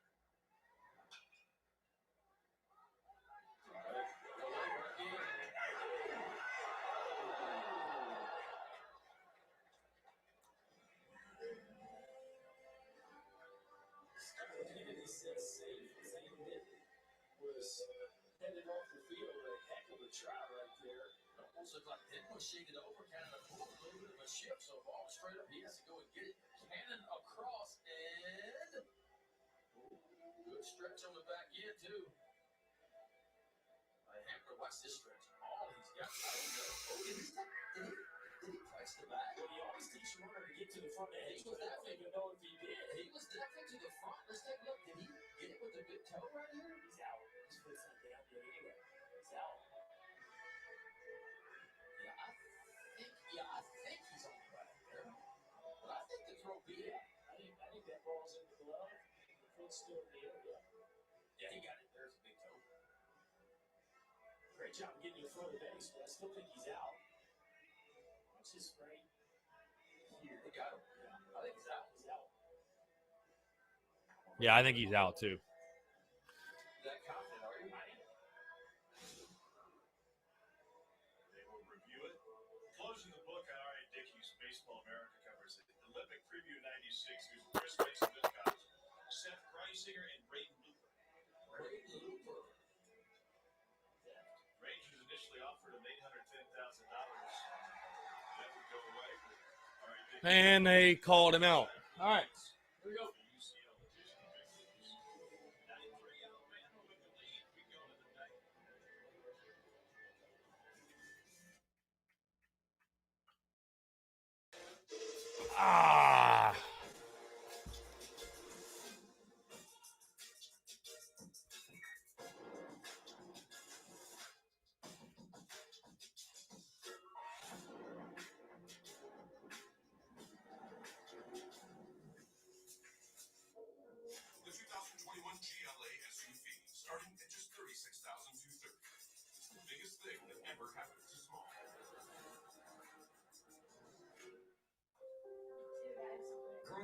parents always encouraged me to do what's right, even if it wasn't easy.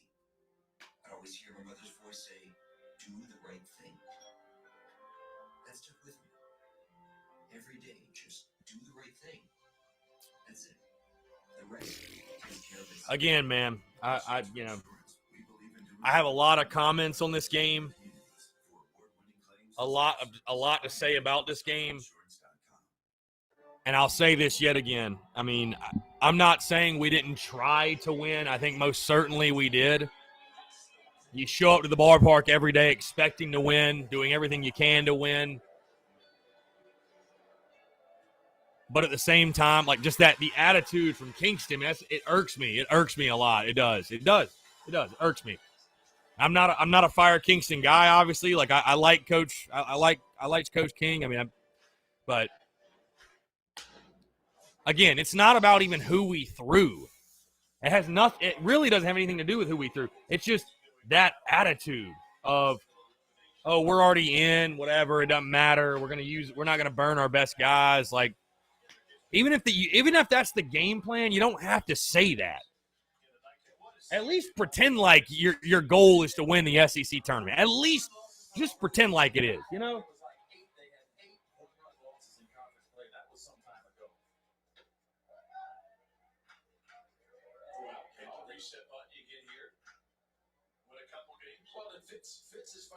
Fitz has come back. You know, don't forget Richard Fitz was supposed to be, you know, a lot of people. Again, I totally understand the thought process. You're already in the tournament. Doesn't matter. Whatever. I get it. But, man, that is frustrating as shit in the present moment. It's very frustrating.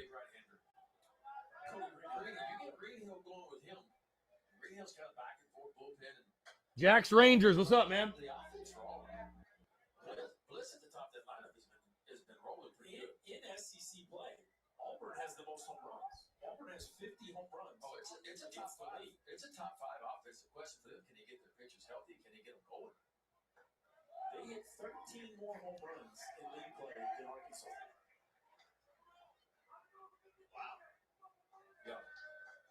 Who is Slammer? Who is Kyler Jackson Southern Slams baseball? Is that who that is? Who is Southern Slams baseball? Because I don't think the account name is Southern Slams baseball.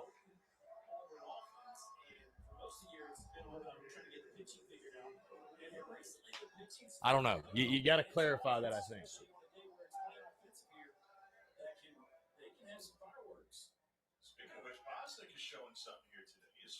Again, I don't understand this. I don't understand this.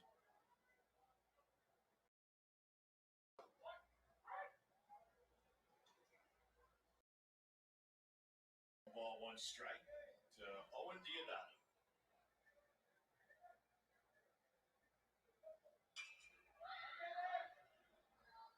Wedges this one to left, racing in.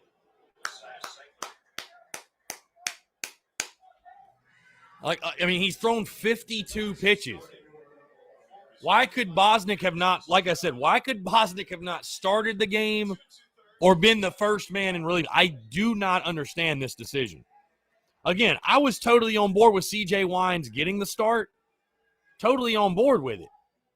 But if you're going by simply we're going to throw our best available, this guy was your best available coming in the game. There's no question.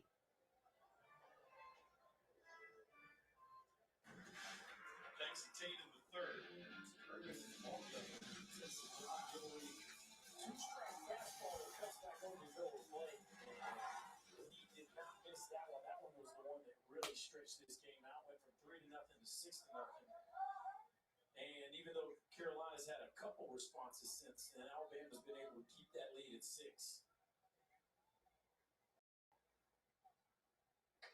Curveball stayed up 1-2.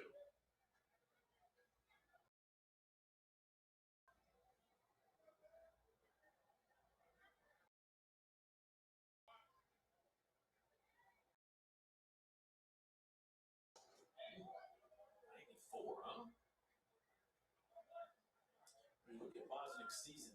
He gave up 5 runs against Vanderbilt. And other than that, it has been a whole bunch of zeros with a couple runs sprinkled in.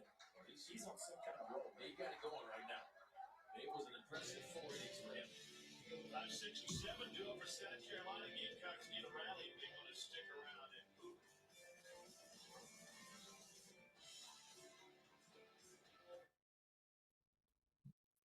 I don't know. I don't know.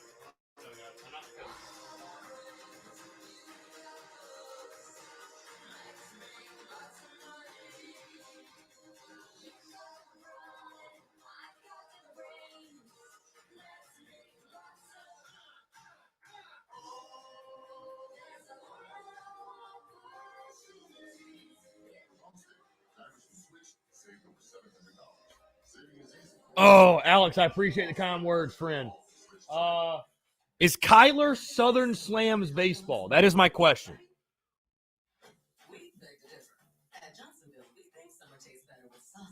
He says he's commenting. I don't see it. 100% premium cut support.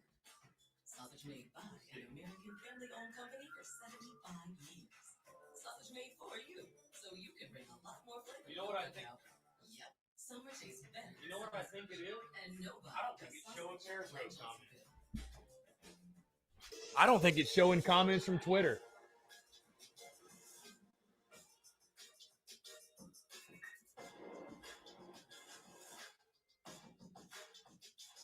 I don't think it's showing Twitter comments. I definitely don't have him blocked. That is, I don't see it. I'm not seeing it in the chat. Unless I'm just, I mean, I'm not blind. I don't know.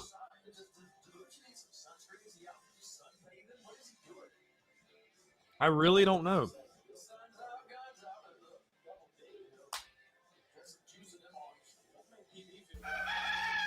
Jack's Rangers. Let's go, baby.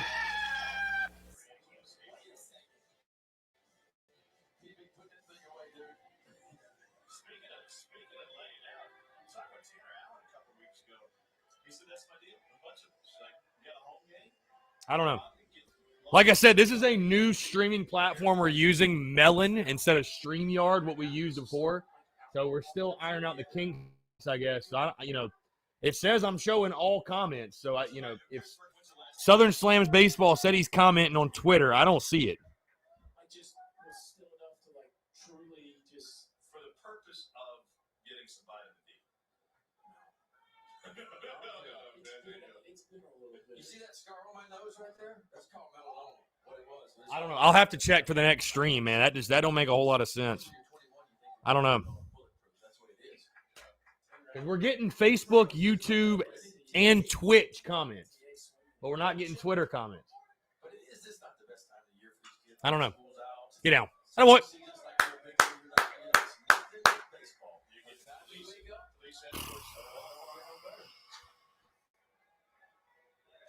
For Whitmer, this one including a home run, leadoff shot puts him aboard with David Menem coming up.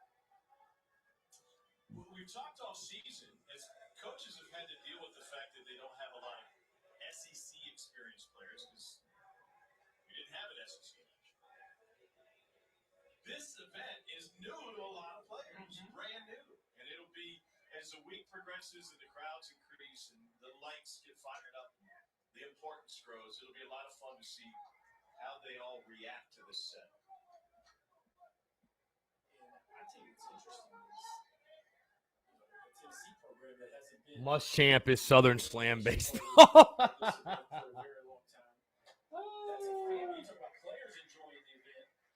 No, I just asked Kyler. I know Kyler's not that guy now. I was trying to figure it out. I was trying to. No, you're good. You're good. You're good. I have no idea what's going on.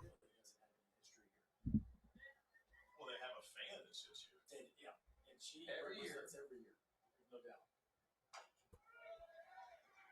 Is she allowed to come while Tennessee is playing, or she only attends when the balls are home? Well, yeah, they haven't been here a lot, but she was there for this.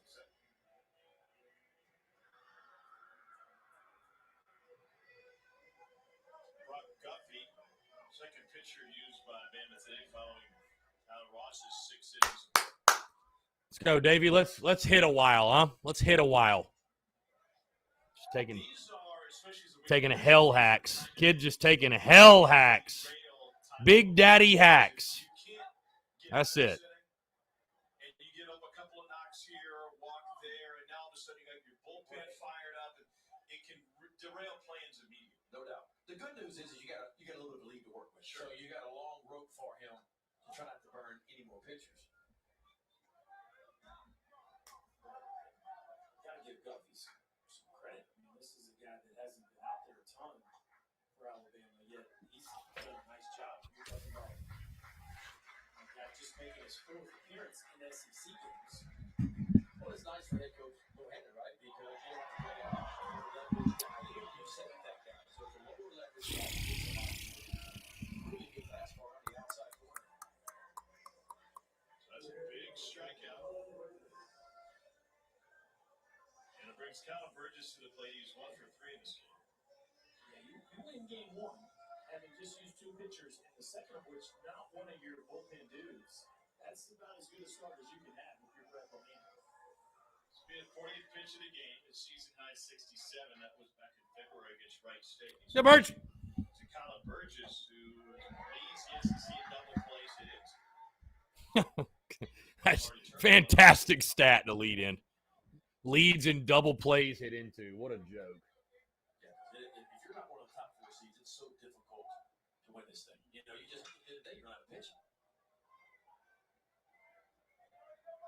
Just house of horrors, man. Hoover's a house of horrors. There's no other way to put it. I don't know. I have no idea.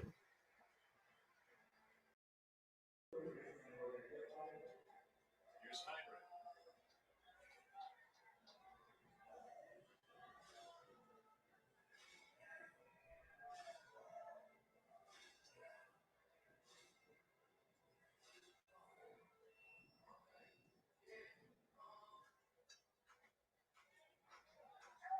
Heinrich is 0 for 3.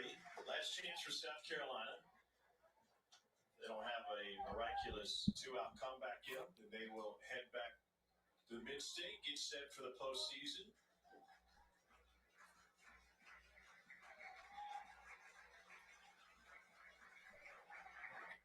If they're not at home, it stands to reason they will be close to home. Yeah. Programs like ECU and Charlotte on the hosting list. ECU's a lock, right, to host? The Charlotte squad will be hosting in Gastonia, just outside of Charlotte. Minor league park there, if they get there. Little blooper left field. It is Tate Jackson. Lather and lumber for Jackson today. Well, Alabama's defense ends it the way they began. Well, there you go. That's it. First batter of the game lays out down the right field line, and this time Tate Jackson lays out in that left. So long, Hoover. Not looking forward to seeing you again next year. Well, you guys call him Tate Jackson. I like to call him Jackson Tate, but either way, it was a heck of a play. Hey, Bert, Chris, you had a great game today yourself. Thank you, Okay. Harvey. Sunday, guys, 8:30. Host sites will be announced. I do not think the Gamecocks will be hosting. So the next big date, really, I mean, that one's obviously big. Find out who's hosting. And then next Monday, so 6 days from today at noon, the rest of the field will be announced. So we'll find out where South Carolina's going if they're not hosting. Again, I don't think they're going to host. I think you needed to go 2-2 or better. So, yeah, that's kind of what's next for County Baseball. Yeah, thank God I didn't go to Hoover. Thank God I didn't go to Hoover. So, guys, that's going to do it. Appreciate you all tuning in. Thanks so much, man. The love and support. This was a lot of fun. It was real. It was fun. It was not real fun, but again, really, really good stuff. Yeah. Schedule's the same the rest of the week. Daily Crow tomorrow through Friday. Podcast, of course, breaking down this game tomorrow. And then Thursday, Friday, we'll kind of figure it out. Like I said, we might start talking football later this week, man. 100 days to kickoffs Thursday. So we'll just kind of make an adjustment and go from there, man. It's unfortunate. I would have loved to have seen this team, play 3 or 4, have a little bit of a run in the SEC tournament. Just was not meant to be. Just Hoover. South Carolina baseball and Hoover is like oil and water, man. It just doesn't mix. So either way, we're going to run. Got to record the podcast. Appreciate you all tuning in. Got to record the podcast for tomorrow, I should say. Appreciate y'all tuning in, man. Y'all have a great rest of your night.